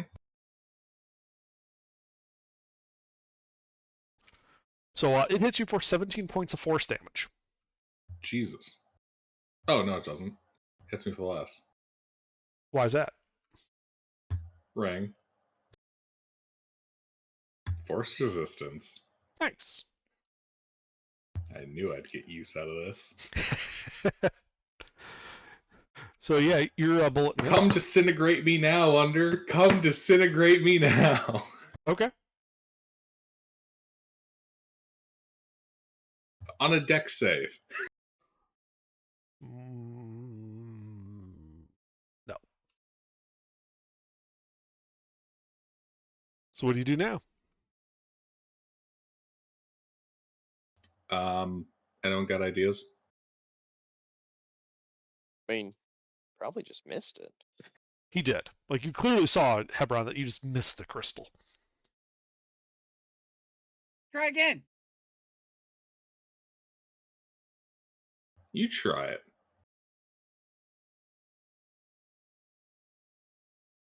I don't have the special sword. I'm not using a sword. He was literally yeeting a pebble at it. It's not a pebble, it's a lead bullet. Man, people always be disrespecting the sling.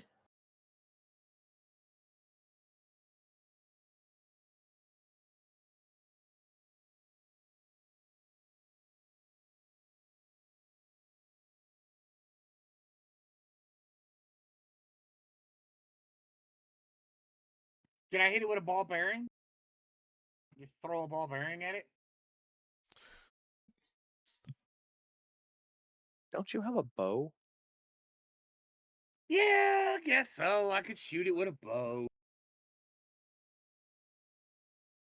All right, so you go peek the corner, shooting at it. It shoots back. You miss. Does a 19 hit you? No. All right, well, it just barely missed you. Fuck. Okay, somebody else want to try?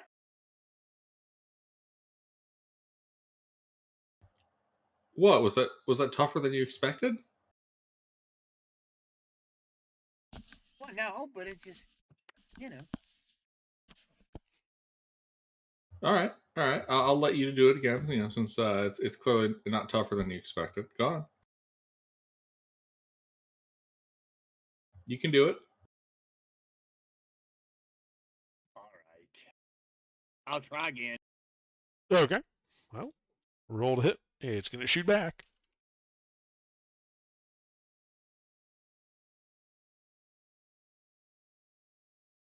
So, yeah, you hit it. Roll your critical damage as it then pops you in the head.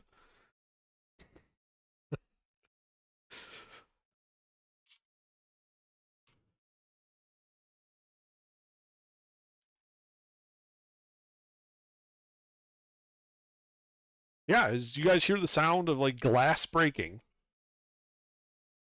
as Giuseppe gets beamed in the head for 46 points of force damage.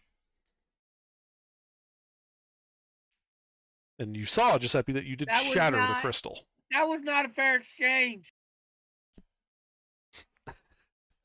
That took all my fucking hit dice. Holy hell. Ow. Hang on, I got you.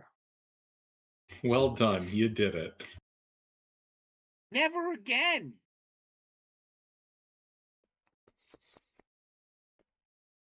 There, someone's back. Yay.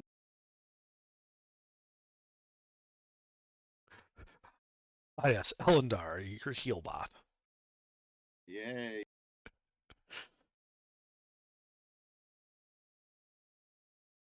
I mean, I still have double digits of spell or scrolls of cure wounds, so. Yeah. Well, I'm just using spell slots for a lot of that because why waste the scrolls? Right.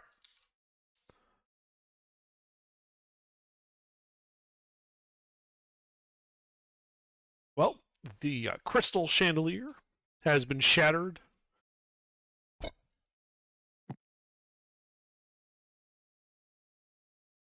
Two doors facing the south.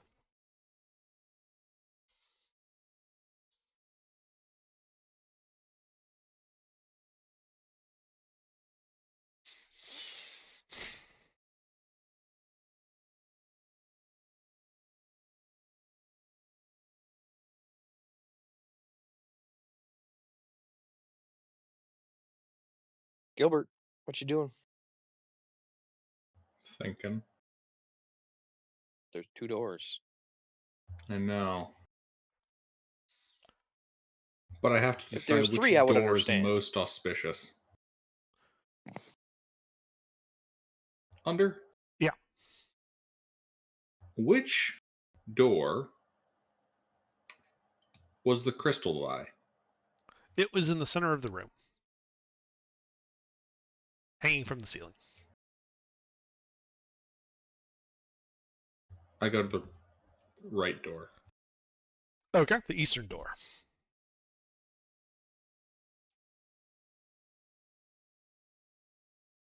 Yeah. All right, you're at the door. I open the door. All right, you open the door, revealing an odd-shaped chamber, the center of which is 20 by 10, and in the far left corner you can see a closed wooden door. It also looks like a small hallway jets off 10 feet to the east, and an opening heading north. The center of the room, another crystal. This one, a dark, almost navy blue, as it shoots a bolt of lightning at you. I believe that hits. Doing Okay. 33 points of lightning damage to you. How?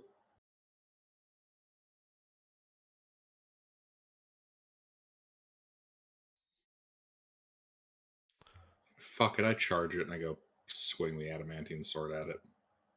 Okay, you charge into the room, make an attack roll.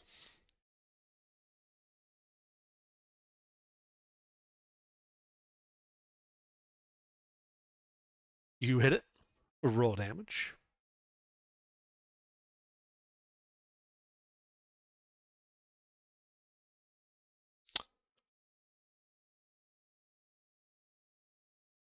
Really? That's all it does? It's just an auto crit. Oh, I thought that sort of had more to it. Okay. No, it's just auto crits. Yep. Well, you cracked it badly, but it's still there as it just shoots straight down at you. Oh, do I not get to my 3 attacks? I honestly forgot you had 3 attacks. My bad. No, you do get your 3 attacks before it gets another shot. It only gets 1 shot a turn. 2 more hits.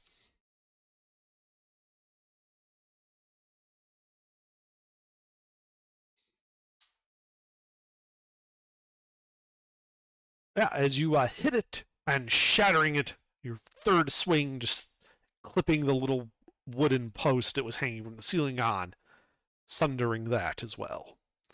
Little bits of glass rain down on you as you're standing right below it when you hit it, making little tinkling sounds as they bounce off your metal armor.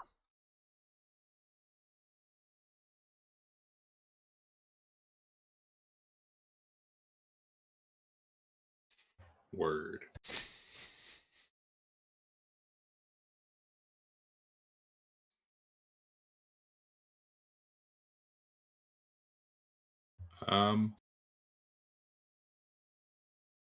Yeah.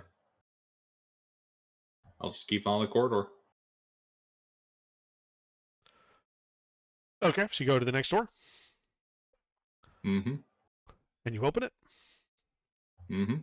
All right, reveals a 10 by 10 room, another wooden door to the southwest heading west, and a pale, almost white crystal hanging from the ceiling, which shoots a bolt of magical energy at you. I'll use the door's cover. All right, well, I assume that you managed to block it then, E. as you duck back into the lightning room. And now charge. All right, you charge in there, getting below 2 hits.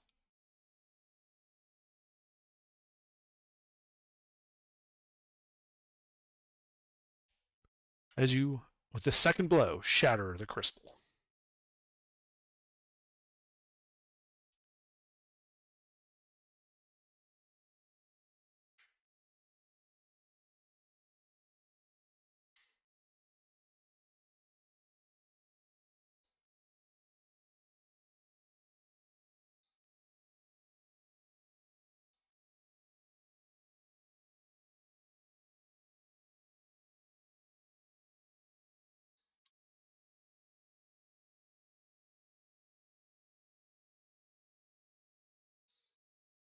And just keep repeating down the hall. Okay. You go to the western door. You throw it open. Revealing a 10. Not throwing it open. I'm going to open it and use it as a cover. Okay. You carefully opening it, hiding behind it like a coward, as the bolt of fire from the red crystal in the center of the next room shoots at you. Coward. As it pegs you right in the head. Dealing 44 points of fire damage to you. Under. Uh-huh. I'm immune to crits. Well, we'll just take the first 4 dice then. You're really excited there. I was. Instead, it only does 37 points of fire damage. I go to kill it.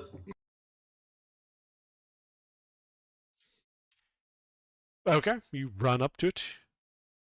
2 hits again. Oh, sorry, 3 hits. 16 actually hits.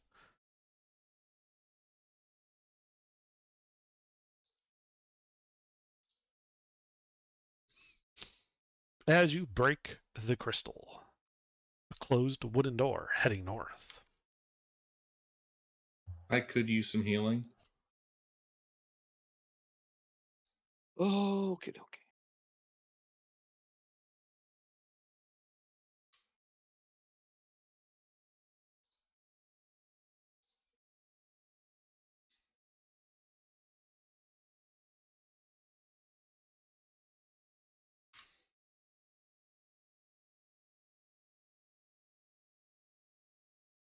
Good enough. Very swanky. For now, at least.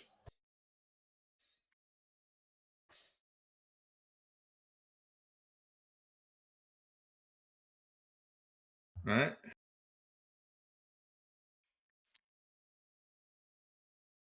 And I keep going, using the doors as cover. All right, you carefully go to the next door, opening its cover, and the expected shot doesn't come. As you realize you're opening it to a 15 by 10 room, broken white crystal on the ground, an open archway to the north.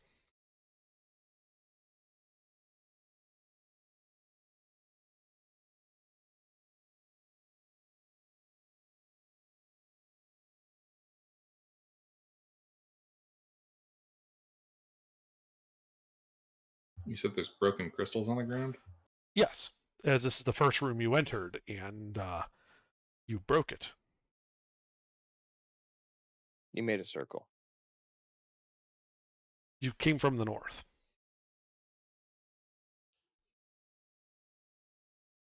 Is there another passage?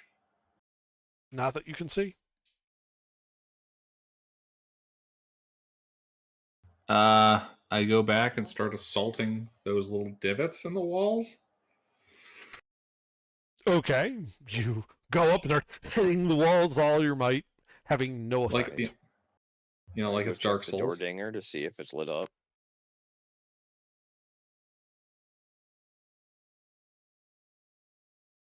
I'm sorry, you said something, Ruffles? Yeah, I said I go check the door dinger to see if it's lit up. Oh, yeah, it is. I let Hebron wear himself out before telling him. Yeah, Evocation is one of those tests where it's like it's just straight up magical turrets.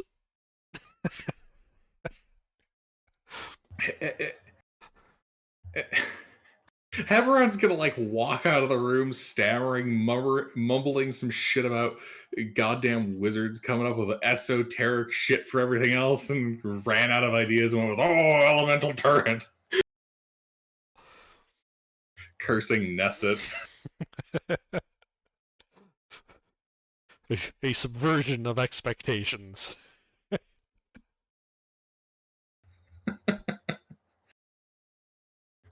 I was expecting to walk in there to like land mines, flamethrowers, high particle chaos. D&D bullet So- hell. Instead, it was a fucking relay race with a turret. Well, to be fair to them, they were powerful turrets.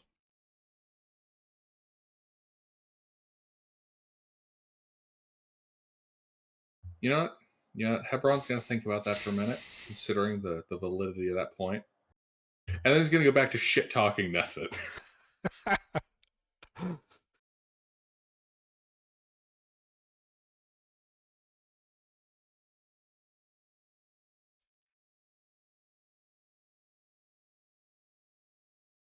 Alrighty.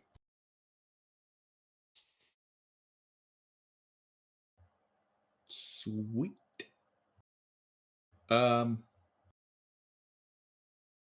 Yep. Yep.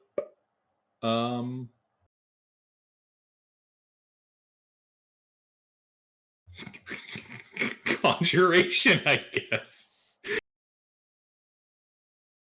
I mean, yeah, conjuration. All right. You open the final door. Hold on 1 second.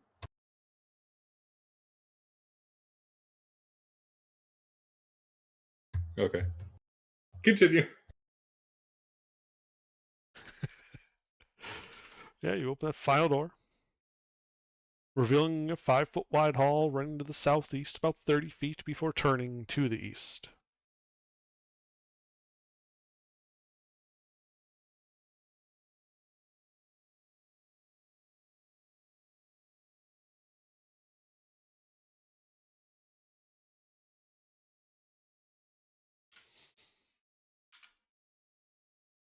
Just keep walking. Just keep walking.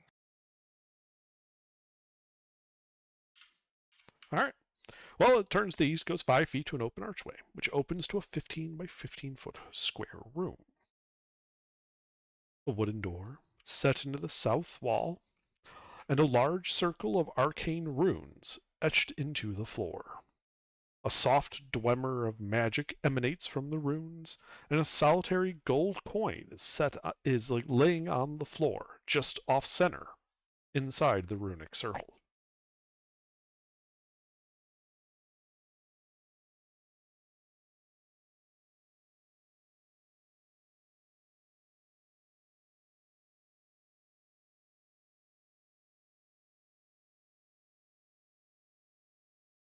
So it's just a runic circle.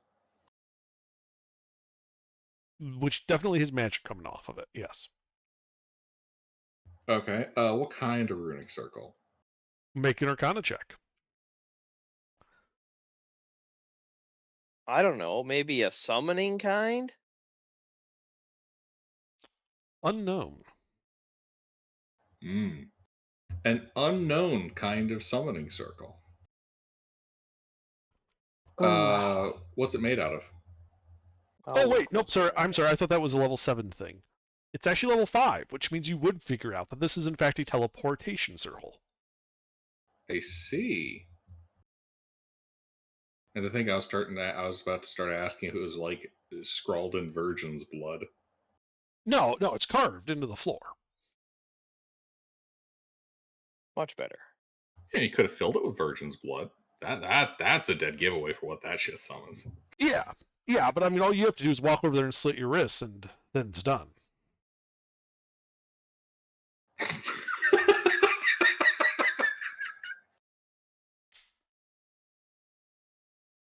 Any volcano would be lucky to have me thrown into it.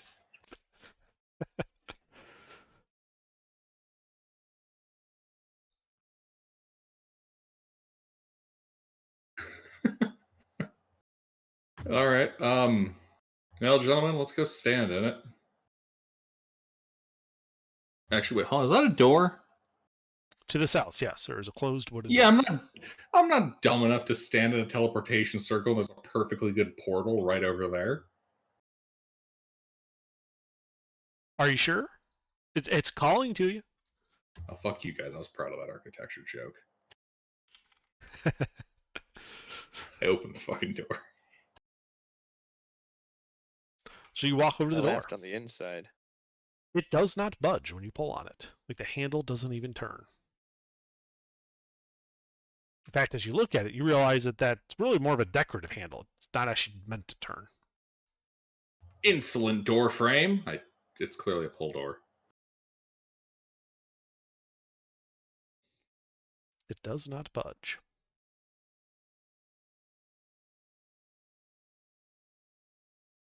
I put my virgin blood on it. Okay, you bleed on it.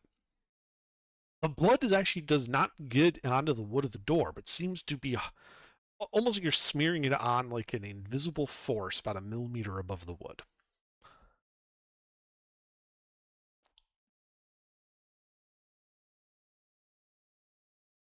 But don't do nothing. Nothing happens when you do that other than the physical effect I described. That's suspicious. I'm sorry, Ruffles, what was that? Detect magic. Ah, okay, you do detect magic. So there's conjuration magic coming from the runic circle on the floor. Big surprise. Hopefully. And abjuration magic coming from this door. If it was something other than conjuration, I'd be slightly worried. It's evocation. It summons Giant a glyph of landmine. warning.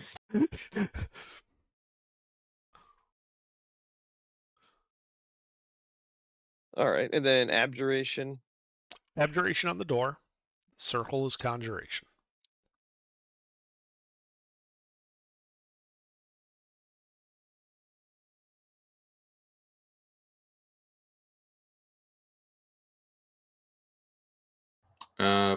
Fuck it. I go and stand on the teleportation circle. Okay. Are the rest of you guys just watching him do this, or are you guys going to go with him? Oh, absolutely. I am watching. All right.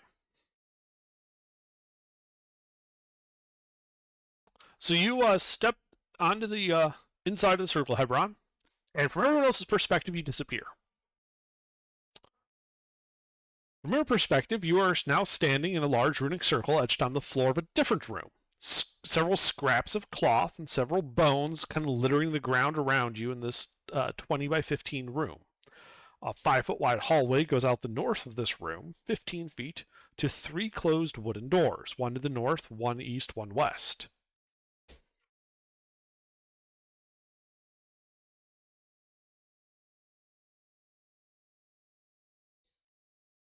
I see.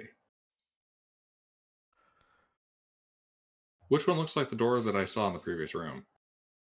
Make an insight check.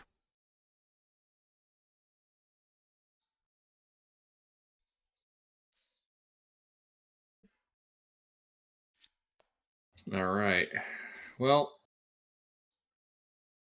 gentlemen, this will probably get me killed. I'm not very good at insight.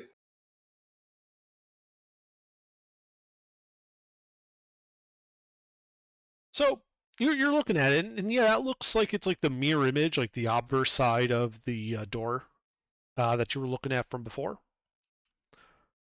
And as you're putting all together, you hear some sounds coming from that northern area. And then both you hear it, and Giuseppe and Elendar hear this because it does come through the wooden door. As the 2 doors to the east and west seem to open inward, that is, away from the hallway.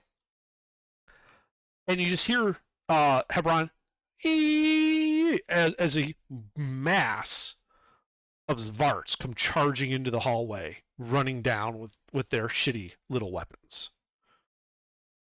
You guys should roll initiative.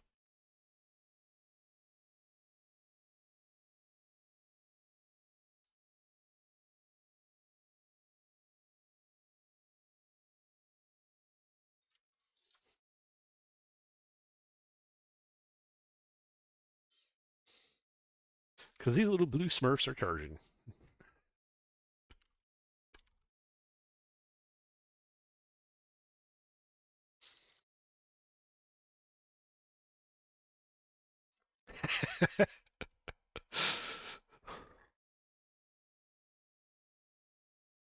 Fuck yeah.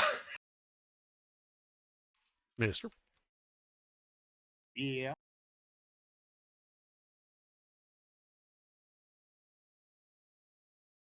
Initiative.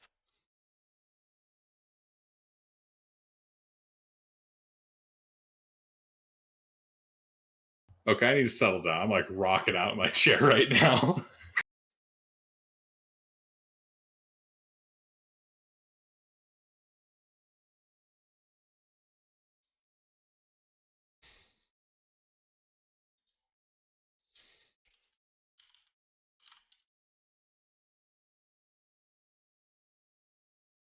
I had advantage on initiative. Yeah, you remembered. I didn't roll it last time because I rolled a 20 on my first roll. Yeah, but you'd think you'd just, roll with advantage. Every time you have to roll initiative. But The I whole didn't reason I remember gave until you after that I'd already dagger. rolled. I didn't remember until after I I'd know, rolled. I'll give you shit. You're all good. Let us continue to give him shit. Oh yeah, I'm never gonna stop giving him shit. Endless shit forever and ever. Shit for 1,000,000 years. Holy fuck, I beat the DM in initiative? What? All right. Well, I rolled 3 times. So, Giuseppe, what do you do? Where they at? Well, the sound of their screaming is coming from the south through that closed wooden door that had like the magic field that was stopping the blood from getting absorbed into it. Huh. Okay, so I guess I'll wait till the enemy shows up, right? Is that what we're doing? Yeah, yeah. 'Cause we're I not mean, chasing the you thing watched down, right? you watched Hebron walk into the teleportation circle, and then you heard the sounds of combat somewhere else. Oh, so I have to go into the teleportation circle to find Hebron then, huh? I'm gonna go into the teleportation circle to find Hebron. All right, yeah, you step into the teleportation circle. There's a flare of magic. You find yourself in a 20-foot wide, 15-foot deep room. 7 feet to the north of you, 5-foot wide hall leads north. And you can clearly see that the hall is full of angry Zvarts, short swords out, charging down the hall with their high-pitched wailing scream.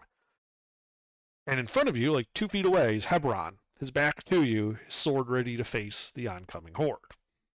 All right, I'm going to move closer to Hebron Uh-huh. and prepare to attack. So you're going to ready an action to attack the first one that gets in melee? Because I don't want to rush into melee. How far are they from Hebron? They are 10 feet. Yeah, no, I'm gonna let them come to us because I have sneak attack and I don't have any smites left, so let them come to us. Okay.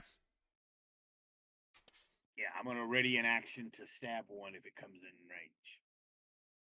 Yeah. Use him as a shield and kill these things.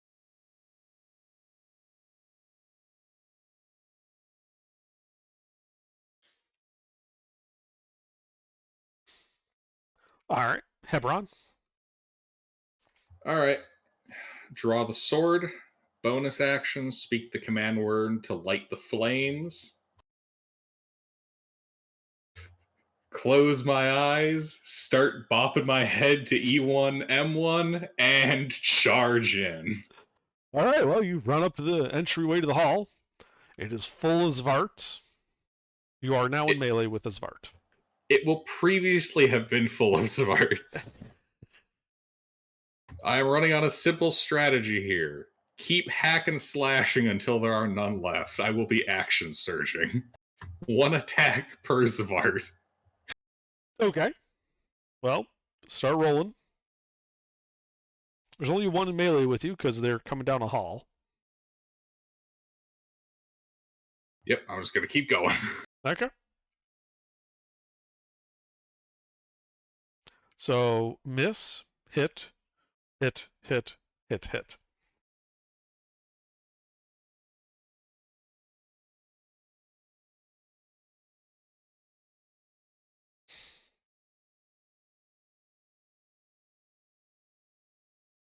Right, so you kill that first one, step forward, kill the second one, step forward, kill the third one, step forward. And at that point, you realize that you're in between the two doorways. You got these large rooms to your east and west. Both rooms full of Zvarts, and the floors look to have a glow coming from them. You can't really make out details because it's full of Zvarts. Would you go east or west? Oh, and on the east and west back walls are 2 levers, one each, both in the up position. Can these last 2 hit the one to the east and the one to the west?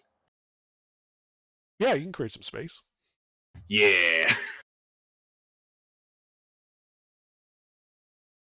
Zvart Slayer. Yeah, you can slaughter your way through them.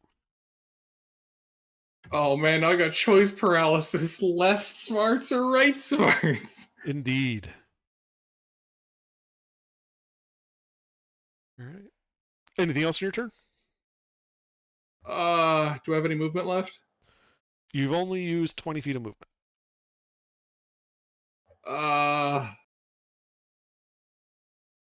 I choose right Zvarts. I push into the right Zvart hallway. Okay. You start hacking them down. So I'm just trying to pull the map there. Yep, the map. Yeah, from what you could see, there's like 11 Zvarts to the west and like 8 in this room.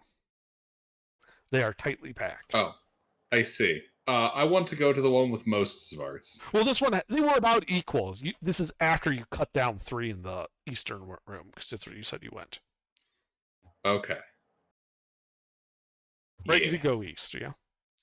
Yeah, we'll go with east. Okay. Whichever place has more Zvarts, or I previously took Zvarts from. I don't know, man. I'm just here for the Zvarts.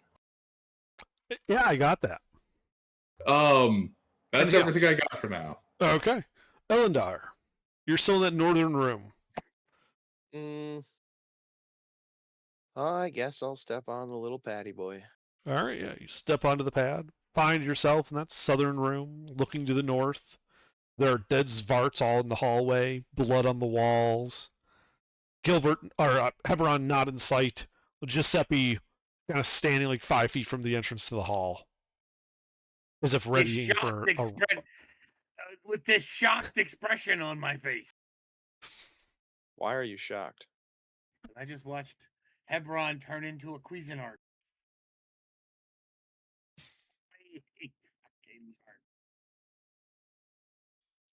All right.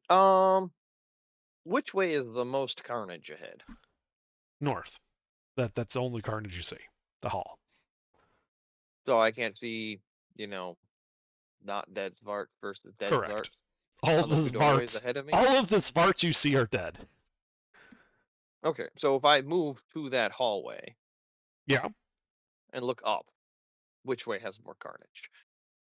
I don't think you understand. You're coming from the south. You're already looking Yeah. down the hallway. You can see all Okay. 15 feet of the hall. Dead So I Zvarts can't tell littering the which floor. way Hebron went.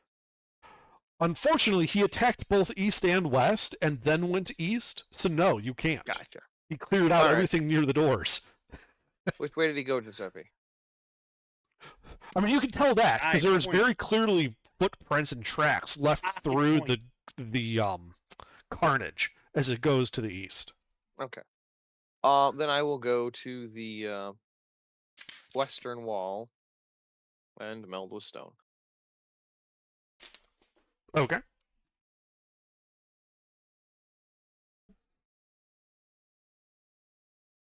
That'll be it. All right.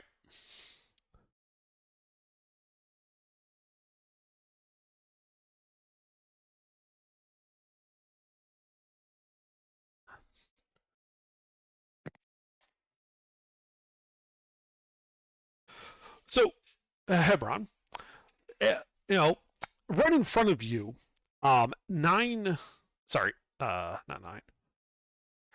more Zvarts have just been teleported into the room. The room that you're in now has 19 Zvarts. It is very hard to move around. You also heard what sounded like more Zvarts teleporting in the west. The Zvarts around you begin stabbing.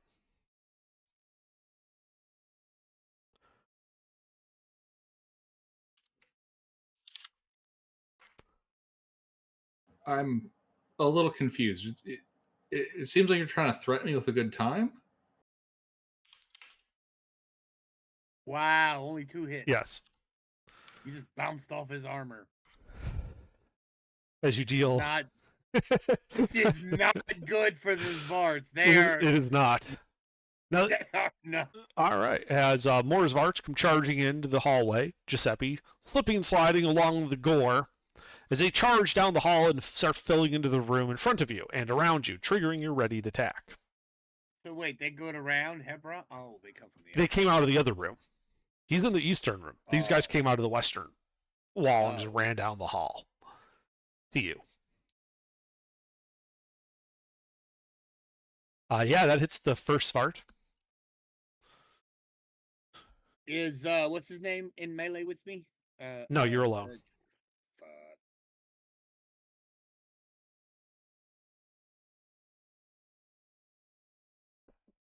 13 points of magical piercing damage. Yeah, you just stab the Zvart through the head and it dies. Oh, good. Cool. Yeah, that was my ready in action. Yeah. The remaining Zvarts begin just flooding into the room surrounding you.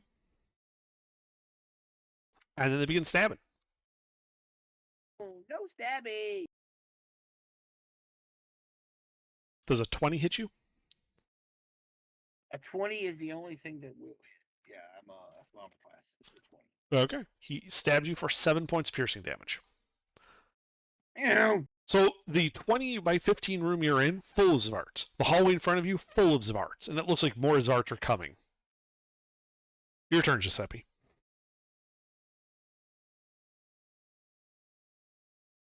Okay, Giuseppe's gonna see if he has an AoE. This is.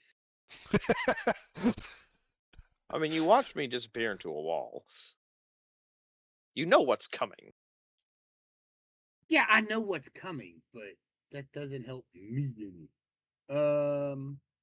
You know what? No, fuck it. I'm just gonna start killing. I'm gonna pull on Hebron. I'm just gonna start stabbing. Just start stabbing. So I did notice something I'll bring up once you cast the spell, because it's funny. Elendar, you should reread the first sentence of the second paragraph of the spell. Meld the stone. No, Spirit Guardians. God. Yeah, I you miss both attacks. Yeah, I missed both times. I am done. Yeah, that's funny actually. Yeah, Good to know. we've been missing that. From now on, that will matter. Yes, it will. Because Meld the Stone specifically says you can't see. Yep. So, okay. It's up to you if you still want to do it. Anything else, Giuseppe, on your turn? But now Friendly we'll take that fire into consideration. lawnmower. Well, the problem is No. now the lawnmower is going to be friendly fire when I do this from now on, because it has to be designate creatures you can see to not be affected. Since I meld the stone first. Oh, okay. That's right. I You can't meld see first, you guys then do when it. yeah, because it's a lot harder because I have to be up for an entire round to cast it and then meld into stone, which I can get hit and go down, and so that's what happened the first time that I started doing this combo is I just started getting fucking bullied and I couldn't actually. So I was like, I'm not going to meld in the stone first, but yeah, Under is correct. You guys will be affected by that necrotic damage from now on. So just keep that in mind. If you see me disappear into a wall, fucking run away.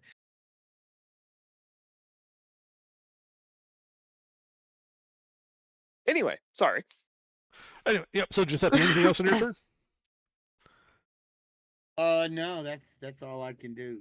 All right, Hebron. Do you want to back up? Do you not fucking He's alien? in melee with like six of them. These I are somewhat can't. close quarters. Elendar, you're Yeah, I went to the north and the west. I went up the hallway into the west. okay. Yeah, I went up the hallway so that I'm blocking the. So yeah, if he goes back into like the entry of the room, he should be outside of it. Yeah, if he backs up. Okay, well then but he that can't. case- And but I can't because I'm surrounded. Yes, Bart. the room is full of Oh. Svarts. There are no open spaces. what'd you do that for? I didn't do it. Svarts with 30-foot move speed, and a group of them teleports in every round. Anyway, all right. Is that it, Giuseppe? Sorry. Yes. All right, Hebron, your turn. You are in a 15 by 15 room surrounded by Svarts. You're slightly to the west side of the room. The Svarts look to have teleported in right in front of you. The room is densely packed. There are 19 Svarts. 2 hits. So that's 2 hits.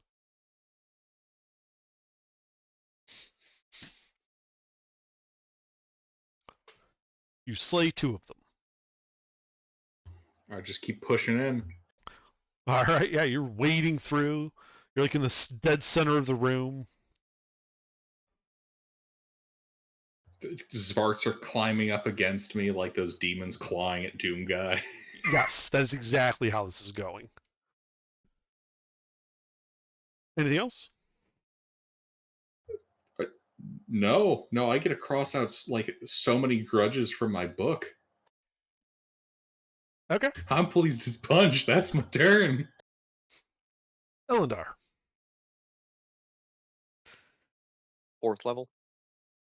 Spirit Guardians. Okay. The Spirit Guardians appear.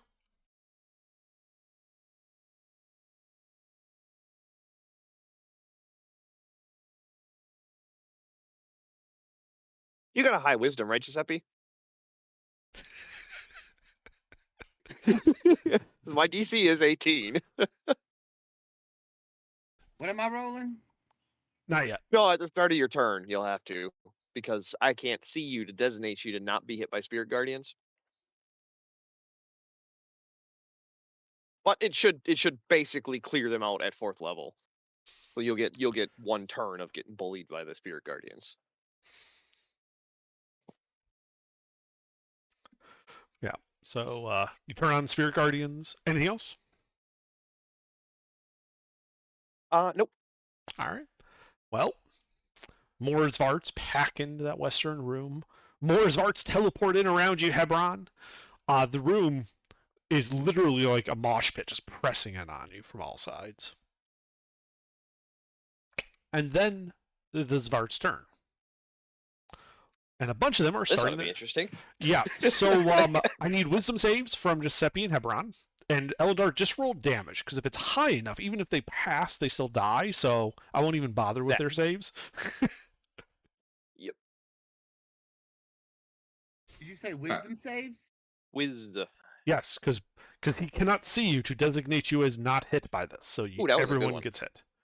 Oh, I'm also in it? Yes. Both of you are...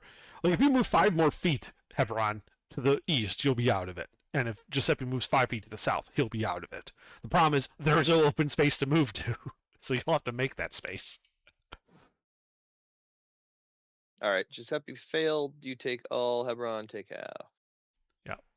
So that's And then, necrotic 20, damage. So. Yes, 20 points necrotic. in necrotic. And so all the Zvarts in that radius are just blown to bits. They literally just melt like candles made of flesh. Their skins splitting open, their entrails spilling to the floor, blood just weeping down onto the ground. Hebron, you're no longer surrounded. Well, you are, but by gore mostly. The only Zvarts are the ones in front of you that are outside the Spirit Guardians, Oh god. which do try to stab you. For the barest moment, Hebron is disappointed. I don't believe any of them will hit you. No.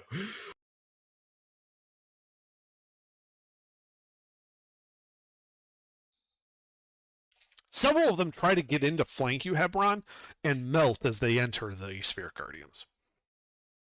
Only a few try that before they give up. There are only 8 Zvarts remaining in your room. Giuseppe. Oh, wait, they're still the ones that got into the room and out of the sphere, so they'll actually attack Giuseppe. 3, 20, 4.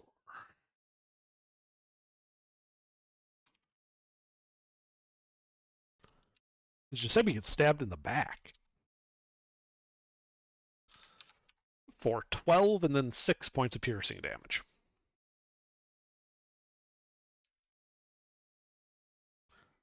And then it is Giuseppe's turn. Oh, wait, we did that wrong. You guys shouldn't have rolled your wisdom until now, but whatever.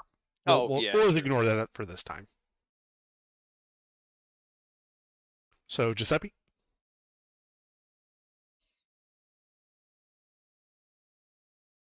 Oh yeah, can I get out of his aura? Well, everywhere outside of his aura is filled with Zvarts, so you'll have to kill some of them to be able to move into that space. To make space. Not a problem.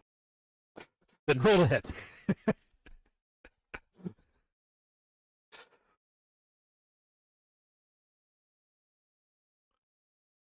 This might be a problem. This might be an issue.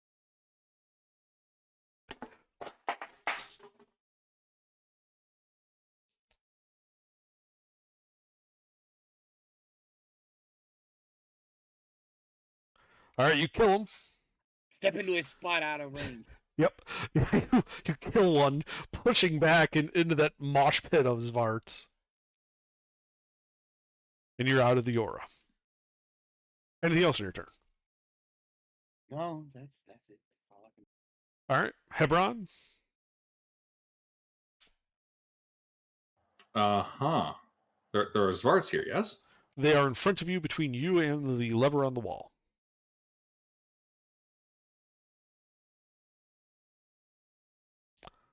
Three hits.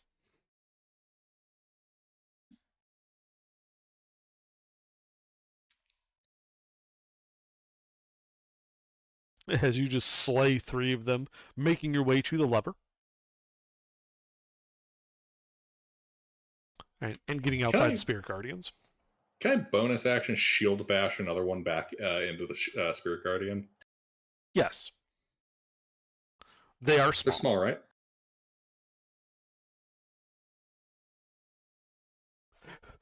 Boink, sizzle, melt.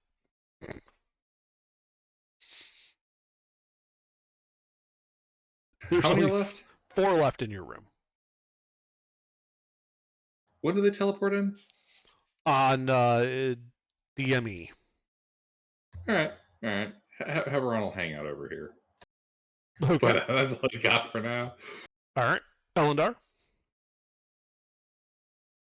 Well, let's just hang out. Okay. Well, let's see. DMW.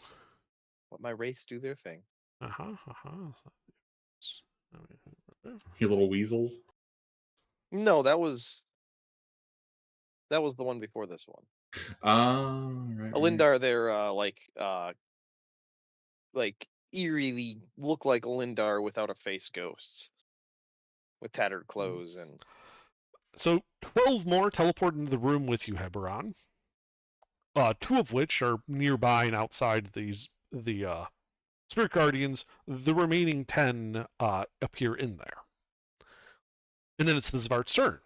And why don't you just go ahead and roll the damage, Elendar? Because again, if it's high enough, it doesn't even matter if they pass. Ooh. It doesn't matter. it's So those still high 10 just enough. immediately melt. They don't even get to do their scream as the 6 remaining in the room with you, Heberon, try to jump you. 1 hit, I believe. For 6 points of piercing damage. Wow, I actually felt that one.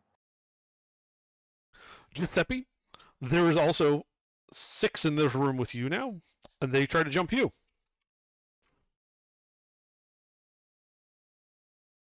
What's your AC? 20. So 3 hits. Shit. For 17 points of piercing damage. Oh no. That is it for the Yes. Zvarts. I am unconscious. You hit it by 1.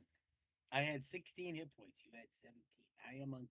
Unfortunate. Well, it is now your turn. Fortunately, you got out of this of the aura, so you don't immediately take more damage. You just have to make a death save.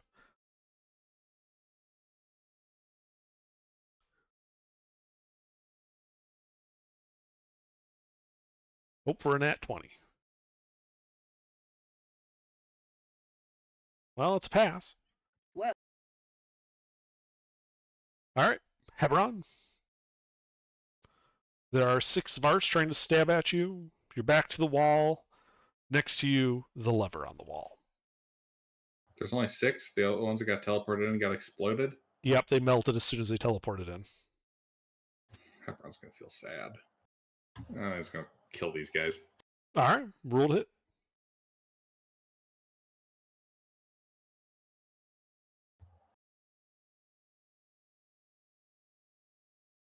Three hits. 3 kills. Yeah, Heberon's not in this right now for flipping the switch. He's in it for the love of the game. Anything else? No, just that. All right, Elendar. Keep the lawnmower up. Okay. Till they deal with the western room. Yep, DMW. Let's see.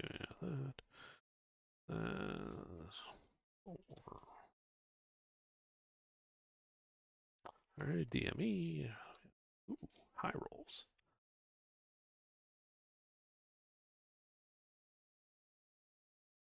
So 13 pop into the room next to you, Heberon, 2 of which are not inside the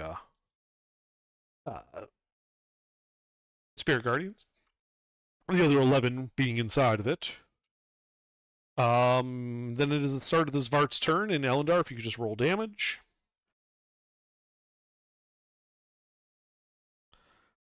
So the 11 just evaporate, and the 5 remaining in the room try to stab Heberon.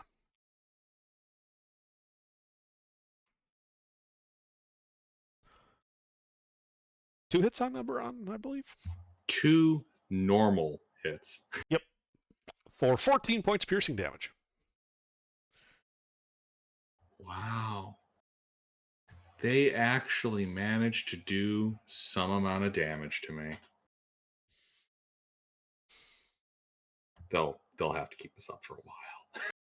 Yeah, they'll really have to keep it. Giuseppe, the 6 Svarts around you are going to Stab me? yeah, they are. Okay. Now you still have your armor on, Yep. so they still actually have to hit your armor class, and looks like 3 hits. So you're dead. I am dead. Yeah, as they just stab the shit out of you. We can fix that. Yeah, once y'all kill them all. Yep. Then some things happen that I'm not going to narrate because no one's alive to view it. Eberron, it is your turn.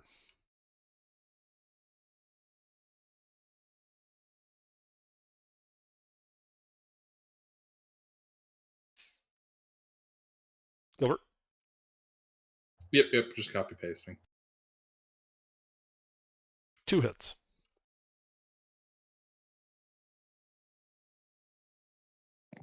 Golly, one of them ducked. One of them ducked. It wasn't intentional. He slipped on some gore at the last minute.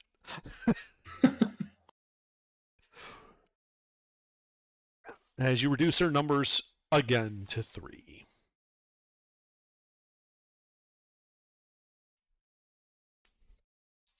Anything else? Nope. I'm just going over the tally for the Book of Grudges. Okay. Elendar, round 4. Anything else? Well, I know it's doing stuff, but I believe I can.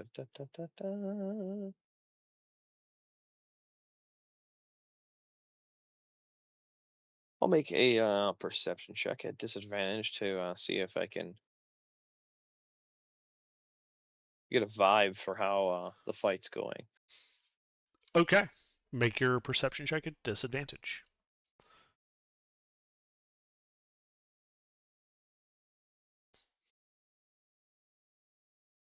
So you can hear what sounds like some faint combat sounds coming from the northeast.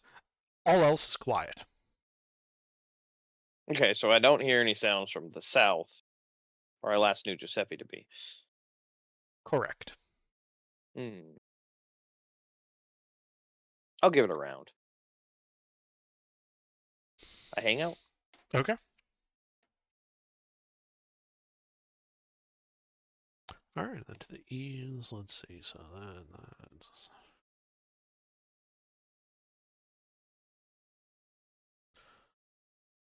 All right, well, 13 more Zvarts teleport into Hebron's room, 4 of which are around him to bring the total outside there to 7, the others being inside. It is then the Zvart's turn, and Elendar, if you would please roll the damage. Oof. Yep, all the ones that aren't outside the zone of death die horribly.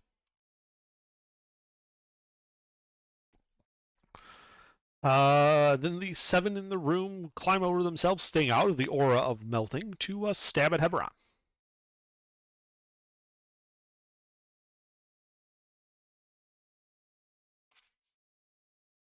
I believe just the 1 hit. One singular hit. For 5 points of piercing damage. For 2 points of piercing damage. Uh-huh. And it's your turn.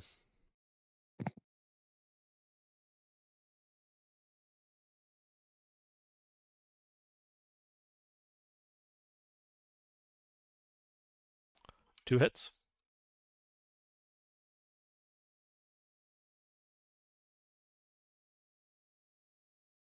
Two deaths.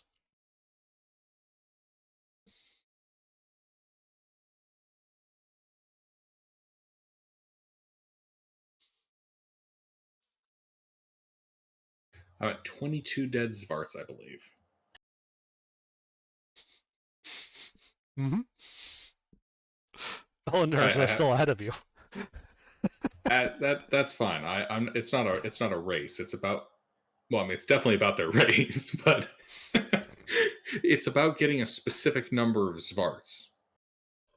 They they owe the Septimus for the first campaign. Uh-huh. Yeah, each time that you use your aura, it only counts as one. Anything else on your turn, Hebron? No. All right, Elendar. All right. Another perception check. I'm focusing on the south. You don't hear anything from the south. Again, just some weak sounding combat from the east. All right. Let's see. How do I get out of the stone? You can use your movement to leave the stone where you entered it, which ends the spell. Yep. Yeah, I was making sure it didn't cost me anything to do. It was just movement.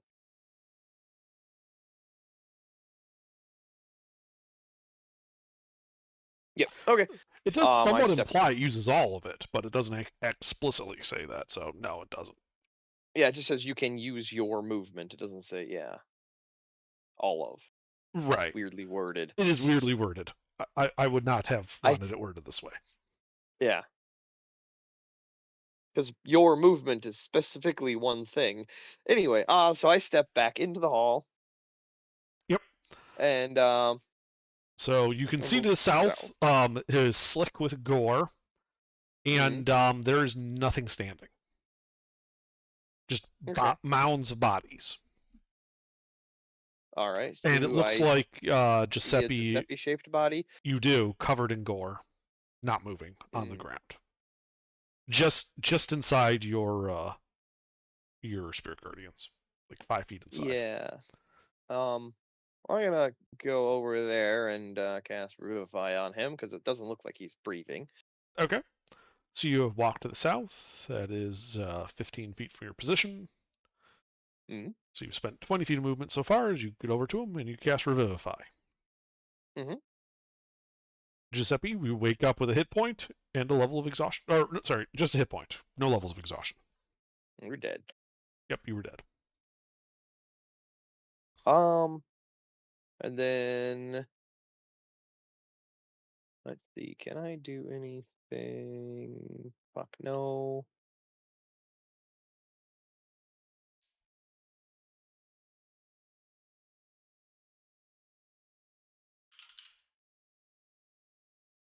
I'll drop Spirit Guardians. All right, you drop Spirit Guardians. You don't And want then to I stand over Giuseppe with his 1 hit point as you watch as you murder him again? No, I'll move the 10 feet back into the hallway to block progress so Giuseppe can touch himself. All right, yeah, you walk back up to plug the hallway. Anything else? Nope. All right. DM West. Huh. Oh, those guys teleport in. Ew. 10 more teleport into that eastern room. Well, you hear the screaming cry, Elendar and Hebron, as they come charging out of that west and start heading down the hall. They're just going to like stack up, squeezing past each other, trying to stab at you. 4 of them can get attacks in. Okay.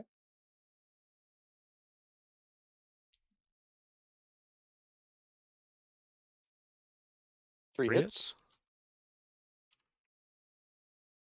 All right, as they stab you for 20 points of piercing damage. Oh, yeah. Hebron, in your room, there are 15 Zvarts, and they just press in around you, stab.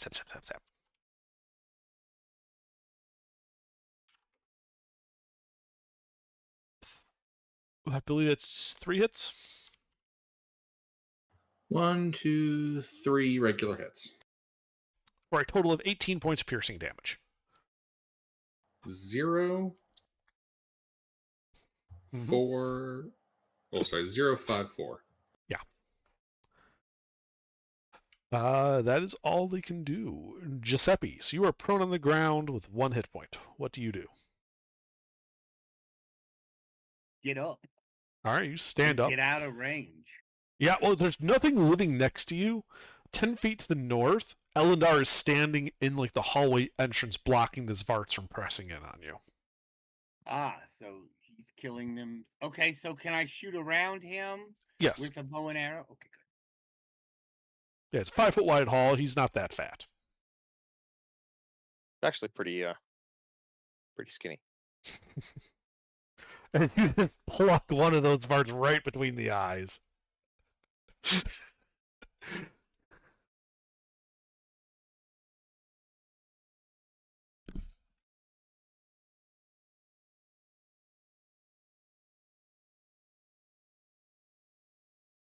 It is very dead. All right, cool. And I am done. That's all I can do. All right, Hebron. The room is awash in Zvart.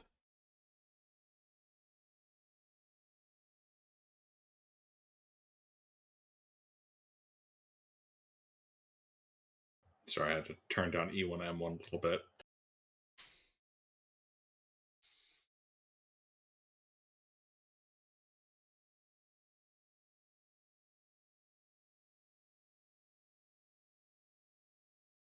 Three hits.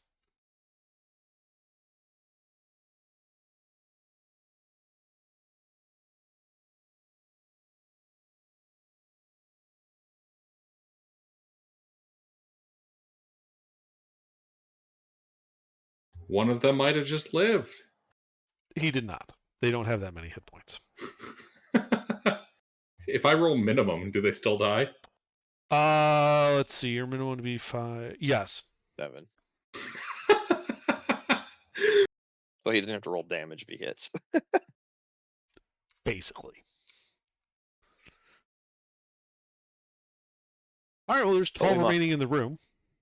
For prosperity. All right. That's enough for now. All right, Elendar. The hall in front of you All is right. packed solid with screaming Zvart. Well, this is going to be really funny. Because the whole spell slots thing is getting to be interesting. So, we're going to cast Spirit Guardians at 7th level. Okay. I assume you're excluding Giuseppe this time? Yes, because I can see and designate him. Fortunately, I cannot see and designate Hebron. Fortunately for... wait, no. No, being out in the hall here... Yeah, that whole room. I move over. Well, Yeah. I'm going to be moving up into the west anyway, so it'll only be for a round or two. But it'll clear that whole room for him. Yes. The whole room explodes. You just hear Hebron holler your name and call you a kill-stealing fucker. All right. Anything else in your turn, Elendar? Nope. Just 7th level Spirit Guardian. Which at that point I don't even need to roll the damage. Mm-hmm. Actually, no. Technically, if they save or have. How many? Okay, yeah, they might. So roll 7. damage, just It because would- if you do roll yeah. min, they might actually live. Yeah, I was gonna say if I roll like 1s and 2s, they might actually live. 7 dice, but still. Yeah. So yeah, 16 more teleport in around Hebron, filling the room with 28 Zvarts, who then immediately start their turn. So if you would please go ahead and roll your damage, Elendar. Mhm. So yeah, they all melt. Hebron, you will also need to make a Wisdom save. Oh wait, no, sorry, stop. On your turn, you make a Wisdom. On your turn. Yeah. Not yet. Not on my turn. Yeah, so all those Varts in front of you, Elendar, just explode into gore. The entire room Hebron is in is just covered in it, because they are all gone. Hebron is cursing up a storm now. Yep. Giuseppe? I am going to continue to shoot around. They're all dead. No targets. Oh, No He targets. he Oh, cast well, Spirit then- Guardians again, but this time he could exclude you since he wasn't stuck in the wall. So he just melted all of them. Yeah, I dropped it so you wouldn't die again. Because I had used up enough movement that I couldn't get far enough away that you'd be outside of it. So I had to drop it and recast it. But this time I'm okay. able to designate you, but I can't Well, see then I'm Hebron, so gonna, Hebron's still fucked. So you I'm can gonna- actually move through it. All right, so I'm gonna lay on hands and heal myself. Okay. How much healing yourself for? Hebron is still fighting around the corner, right?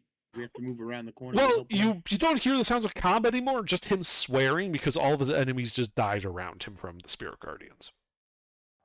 Yeah, Hebron doesn't sound like he needs help. Hebron sounds like he's been having fun. Okay, well then I'm just gonna lay on hands and. Well, he sounds like he needs for- help, but that's the kind of help that for comes in tw- an office in a cushy chair. I'm sorry, Giuseppe, they got talked over. How many are you healing for? 20. Okay. Yeah, well, Give heal myself yourself. a cushion so I'm not dead. Anything else? No, that's it. That's it. I don't have any potions. Of healing. Okay. Hebron, you start in the Spirit Guardians. Wisdom save.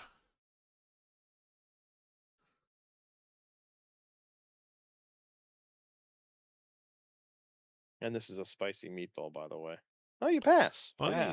yeah, you're taking half, so that's good. 22 points of necrotic damage then. That I think that did more to him than all of the Zvarts combined so far. Uh-huh.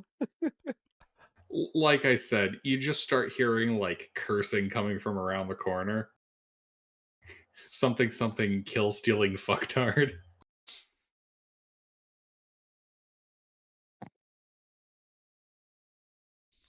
And turn that shit off so the Zvarts can come back.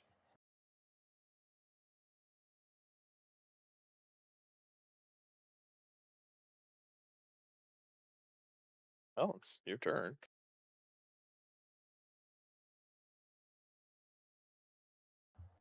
Hebron's gonna tap his foot waiting for the Zvarts to come back. Okay. So you do nothing. Spawn killing. Alright.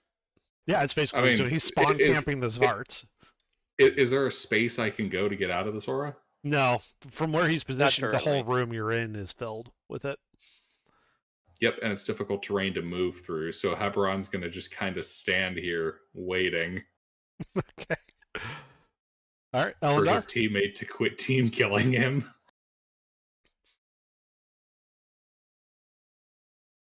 All right. I would like to move north and then west. Okay. So you move into north the other 10 room. feet. You're going 20 feet that into the western room, which should put you 5 feet from the western wall and the lever there, Okay. if you so choose. I'd like to stop at the. I'd like to just walk forward a bit. Like, what's a bit? That way I'm. Like I want to stand in the door frame. That way there's space for Hebron and the other, because he said that it wasn't hurting him before, and now it's hurting him. So I know I should be roughly around where the wall is to give him space. Okay, sure. So yeah, I'm just gonna move into the door frame, so that there's space for him to stand on the far side. Okay. I don't know the actual dimensions of the room, but I can make a rough idea that if I'm here where I was before, he should be okay, maybe. Yeah, like here's the map, right? So he's in the eastern room. If you start moving into the western room even 5 feet, that'll be enough to leave a gap in the eastern room for Yep. him to fight in. That's what I do. Okay. So, Hebron, yeah, you can see that the field once again, leaves the eastern part of the room unoccupied. Yeah, we'll be waging our fight over there. And then the Zvarts teleport in. 13 appear in front of you and in melee with you, Elendar. Ooh, spicy. 15 appear all around Hebron. They then begin their turn. Elendar, if you would please roll damage. Get nuked. Mm-hmm. They get all of a moment. Yeah, all of them like look at you. They get like this like look of hostility in their eyes, and they melt in front of you. The entire western room is clear. Hebron, most of the ones around you just instantly melt. There are 3 outside the spirit guardians to the east in the part of the room that isn't covered. There were 3. Well, it's their turn. It is their turn, There are 3 until you get a chance. and then they charge in at you, Hebron, and melt immediately. You do hear them go, "Ee!" They charge the room, and it just cuts off, and they fall to the ground. These guys aren't bright. Everyone's gonna shout back to Alandar. You need to go a bit further. All right, Giuseppe. I'm gonna. Hell, we got the situation under control. I'm gonna move forward to where Hebron is. Okay, yeah, you Since can. I can move that way. Yeah, you can just walk right up to Hebron if you want. Feet sliding along the ground. It's just slick and full of gore and viscera. Good job, man. Good job. So how do we finish the puzzle? Oh, we Lever on flipped the the wall. switches. Yeah, there's 2 Okay. levers. One on the east wall of the eastern room and on the west wall of the western room. Oh, okay. Well, then I go pull a switch. Then I guess, right? I swear to God, if you flip my switch, I will kill you. He's spawn killing. Let him spawn kill. I was just gonna flip the switch in the other room and just let him go to town. You know, like move far enough away that a couple of them spawn in and live. Oh, so we have to. I'll let Hebron handle it. Then, shit. I Go won't go do have it. like a nice short rest and tea time over there. Yeah, I'm taking a short rest in here. taking a short rest. I'll sit down, wait on Hebron, and figure out what we do. All right, you sit down in the gore-slicked floor and just watch Hebron. Hebron, it's your turn. At the beginning of your turn, I need a wisdom save.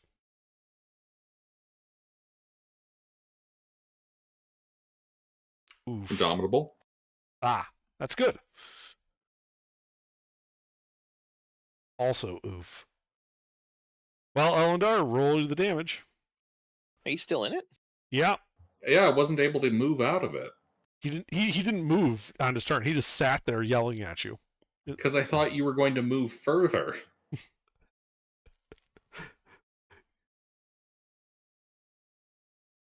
All right. Well, 30 necrotic. More cursing. It is your turn, Hebron. Assuming you're not dead. I am not dead. That's I good. have quite a bit more to go. Yeah, at least for how this fight's going. Yeah, we go to Kilsvarts. Okay. So you're walking over to the east side of the room, or you're just gonna stay put? Well, walking over to the east side of the room Man, Okay. just so that I'm Just not throw the still in switch. the pain area. throw the switch. Ebron will. All right. So you move over to the eastern side of the room. Giuseppe just sitting on the floor at the entryway. Yeah, I'm just waiting. Elendar, it is your turn. Oh, yeah. I go flip the switch. All right. You walk to the far side of the western room. The spirit guardian's leaving the eastern room entirely, Uh-oh. and then you flip the switch.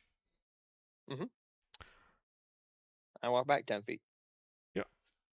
5, 10, 15, 20. Yep, you walk back 10 feet, which would mean that the whole western room is covered, but not the hallway, not the 15 by 15 room. And when you throw the switch, everyone in these 3 rooms begins to hear the sound of a clock ticking.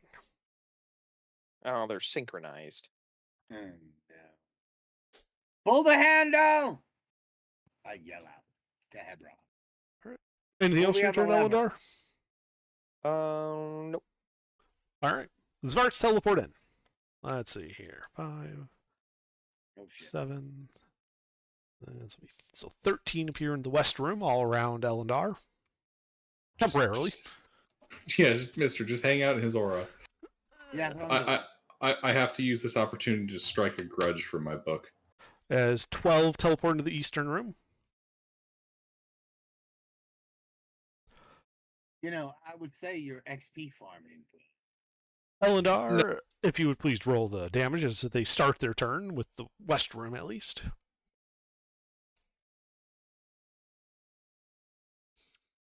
As the entire western room melts, the east room, screaming, "Aye!" They split down the middle because you got a guy at the east and got a guy to the west. So 6 are going for each of you. So first we'll do Hebron.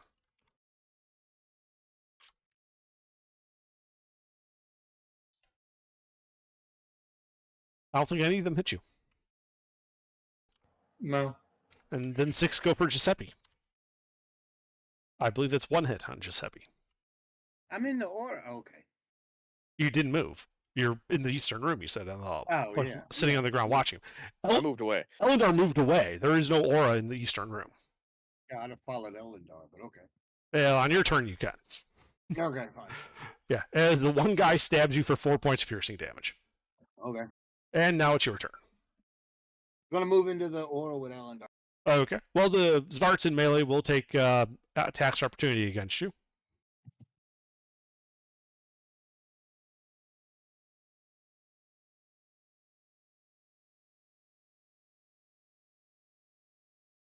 I mean, really? The Fuck! DM says to the rogue who has both their action and bonus action on their turn.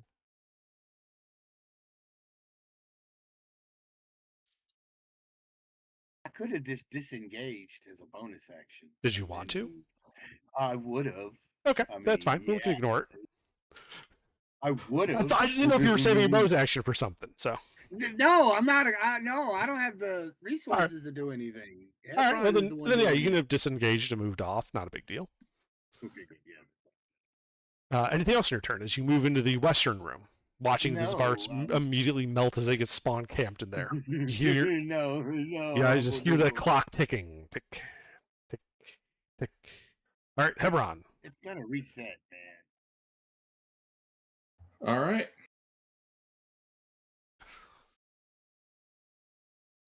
Three hits? 3 more die. Indeed. Their HP is less than my minimum. Uh-huh. As you kill 3, leaving only 3 in melee with you. Anything else? No. No, I'm just working my way to that grudge. All right, Elendar. Well, I'll move back towards the east, but not all the way. So like 5 feet from the door, I guess. Okay. So you're just kind of covering like half the east room? Yeah, that's the All goal. right. Yep. Yeah, you can do that. Anything else? Nope, that'll be it. All right. Well, let's see. DM West. 10 teleport into the western room. DM East. 12 more teleport into the east room. 6 of which are in the aura, 6 are not, so 9 are around Hebron. If you could then roll damage Elendar at the start of their turn.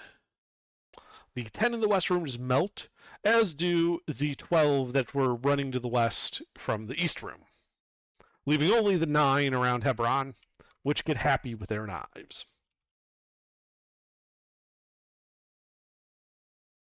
For 4 hits, I believe. 4 hits. For a total of 18 points piercing damage. So 2, 0, 4, 0. Uh-huh. Look, eventually, they'll whittle you down. Under? They have more Zvarts than you have hit points. That's because they're coming out of the elemental plane of Zvarts. Yes.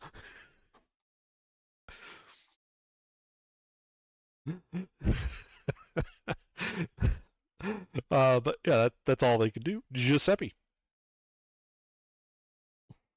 I'm gonna hang out with Elendar in his area of effect. Okay. Heberon. There are 9 Zvarts around you. All right. You know what? Stretch my arms a little bit. Bonus action, Shield of Faith, and then kill 3 more. All right. Rolled it.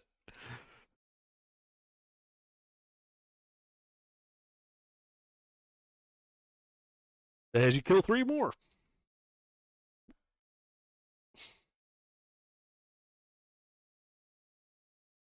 That's all I need to do. All right. Elendar. Ticking, still ticking. Ticking, still ticking. All right. Yeah, I guess I'm just hang out. All right. Let's maintain this position. Yep.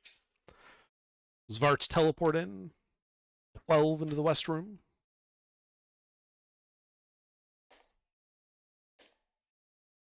16 into the east room.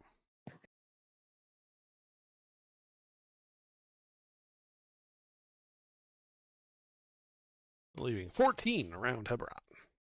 As they begin their turn, and Elendar, if you would please roll damage just so we can make sure that you don't somehow roll min. Yeah, you didn't roll min, they melt. Knives come out. They scramble over each other to stab at Heberon.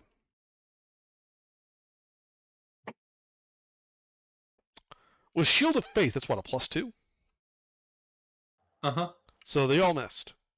Yes. They can only hit me on A nat 20. nat 20s, yeah. Or, no, 19 would hit you. 23 is 19s as well, yeah. They only have a 10% chance to hit.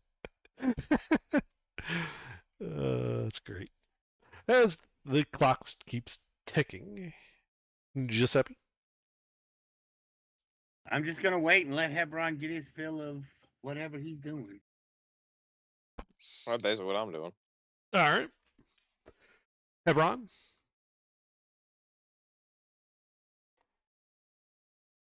Ticking still going? Mm-hmm. Does this ticking feel ominous? Yes. It's like tick, tick, tick, tick, tick, tick, tick. Heberon's going to slaughter his way to the switch. Okay. Roll to hit.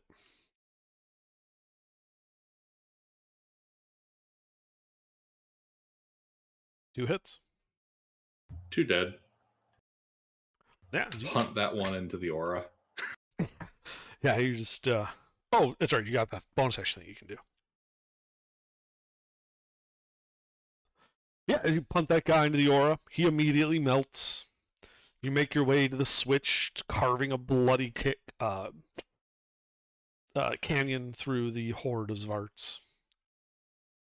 And pulls the switch. You pull the switch. There is a ding, like as if from an egg timer. The ticking stops. Anything else? No. All right, Elendar. There was a ding, and then no more ticking. I think I might just need to finish off this room, and then we'll be done. Yeah, I'll take a step to the east. See if the lights going. Yeah, All right. keeping the Spirit Guardians, but just taking a step to the east. Sure, you take a step to the east. Heberon, you see that wall of necrotic damage just get a little bit closer. Several Zvarts in the room are now included in it. You could keep walking, Elendar, and just encompass the whole eastern room. Yeah, but then Heberon doesn't get his kills. Anything else? For whatever reason, he needs his kills. So why interrupt that? Nope, that'll be it. All right. It's start of the Zvart's turn. There are 4 of them inside the Spirit Guardians. If you could roll damage, please.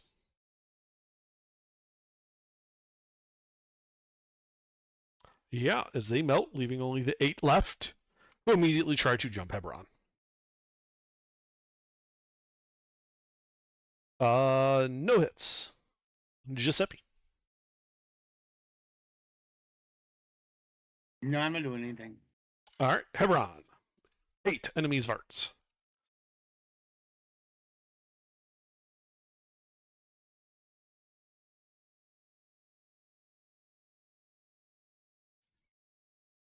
Three hits. Or, sorry, 2 hits. 2 dead. Punt that one of the aura.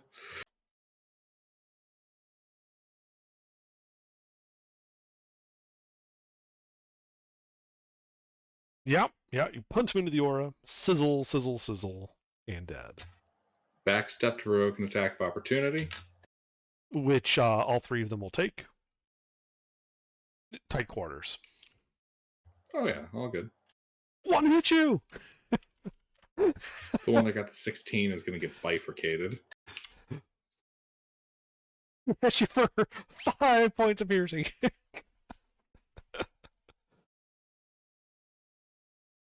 As you just slap one down, leaving 4 left. Mm-hmm. Anything else? Anything else? No, that's it. Almost the required number. All right, Elendar. Oh yeah, I'll just hang out right here. Okay. 4 remaining Zvarts continue their attack.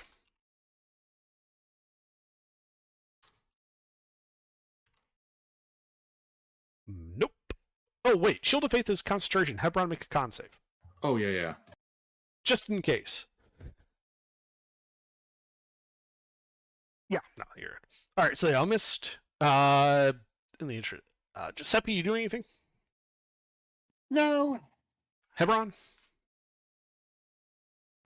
Go to Kill Blast 4. Well, do it already. The fuck is that? Look, man, What the fuck my arm's cramping up. Well, It's there are the 2 same left. motion each time. Punt the nat 1 guy in.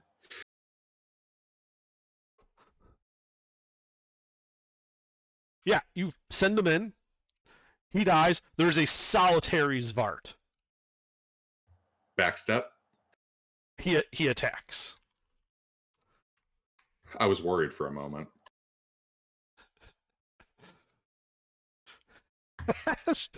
As you slice him in twain. I'm rolling damage on this one. Sure.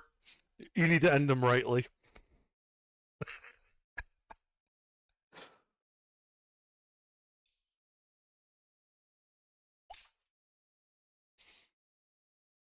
Yeah. So you back up, provoking that attack that misses you, while unscrewing the pommel from your sword, and then just riposte and just throw it point blank right into his face, which explodes. You guys are out of initiative. Yeah. I go give Hebron a hug. Good job before I drop Spirit Guardians. No, I'm kidding. I'm gonna need to wash the blood off my hands so that I can. He looks like a member of the Blue Man Svart group. Grudge.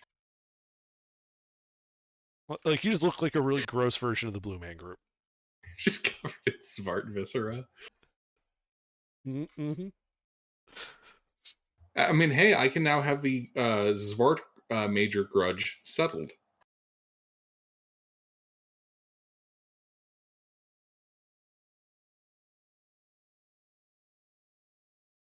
I have killed a number of Zvarts exceeding the numbers that killed those other Septimi. Sure. What's with the sure? I mean, whatever tickles your pickles. Are you saying it doesn't count because they might not have been real Zvarts? No, I mean, Zvart is a Zvart. Whether it's conjured or real, don't matter. It's a Zvart. But I mean, it's a weird thing to care about killing. Grudges, man. Grudges. Yeah, Elendar doesn't have grudges. He just has nightmares.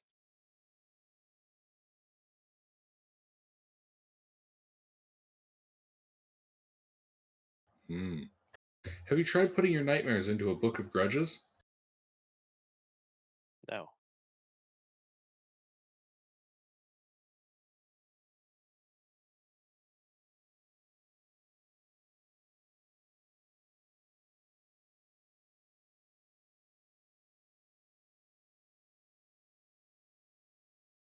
But yeah, I'm all set here. I think this is the end.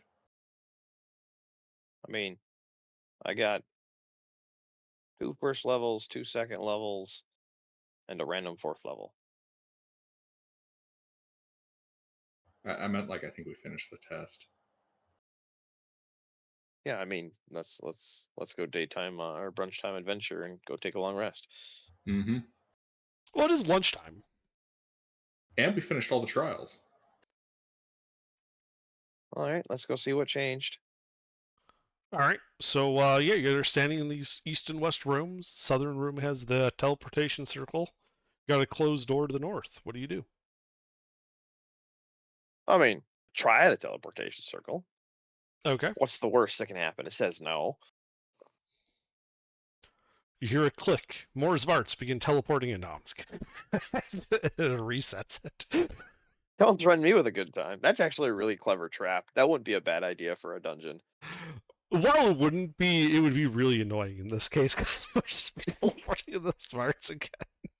I mean, at this point, given my HP amounts, we could probably just be like, yes, and then Heberon killed everything. Probably. Like, they basically can't touch me. I mean, yeah, you just have to get to both switches. Like, it's not that hard. And knowing how weak they are, I could just cast Spirit Guardians without having to do the meld in the stone thing, and we just walk through them, quite literally. Yeah, good point.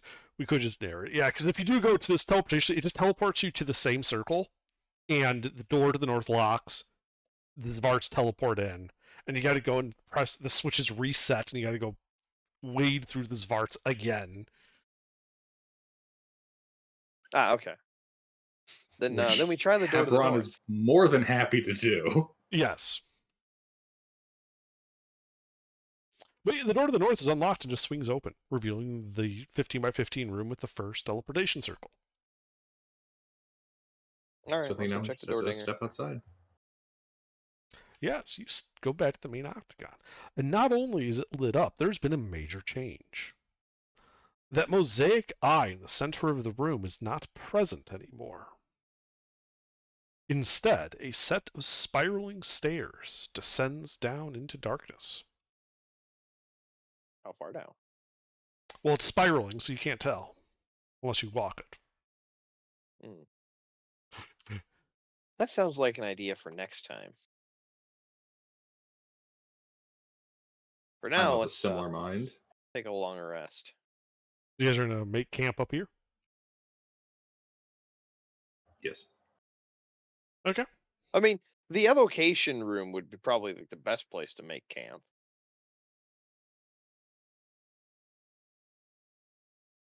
Like if we wanted to be out of the way. That was a one-way in with a series of, oddly shaped rooms. That would be a great place to, if somebody was to try sneaking up on us on a long rest, have the upper hand in the conversation. That And it's not like there's is. going to be more crystals in there to shoot at you, Heberon. Oh, I'm Right? not going in first. All right, I go in to see if the evocation room is clear still. Yeah, there's still this broken crystal on the ground. Yeah, it's all clear. All right, we'll rest here. All right, so you make up your camp. The night passes uneventfully. You've all had a successful long rest. Hey, I can help with skill checks now. I always forget that initiative is an ability check. I should have been rolling at disadvantage for them. Oh well. Yeah. Not that critical. Not this time. Not against the Zvart hordes.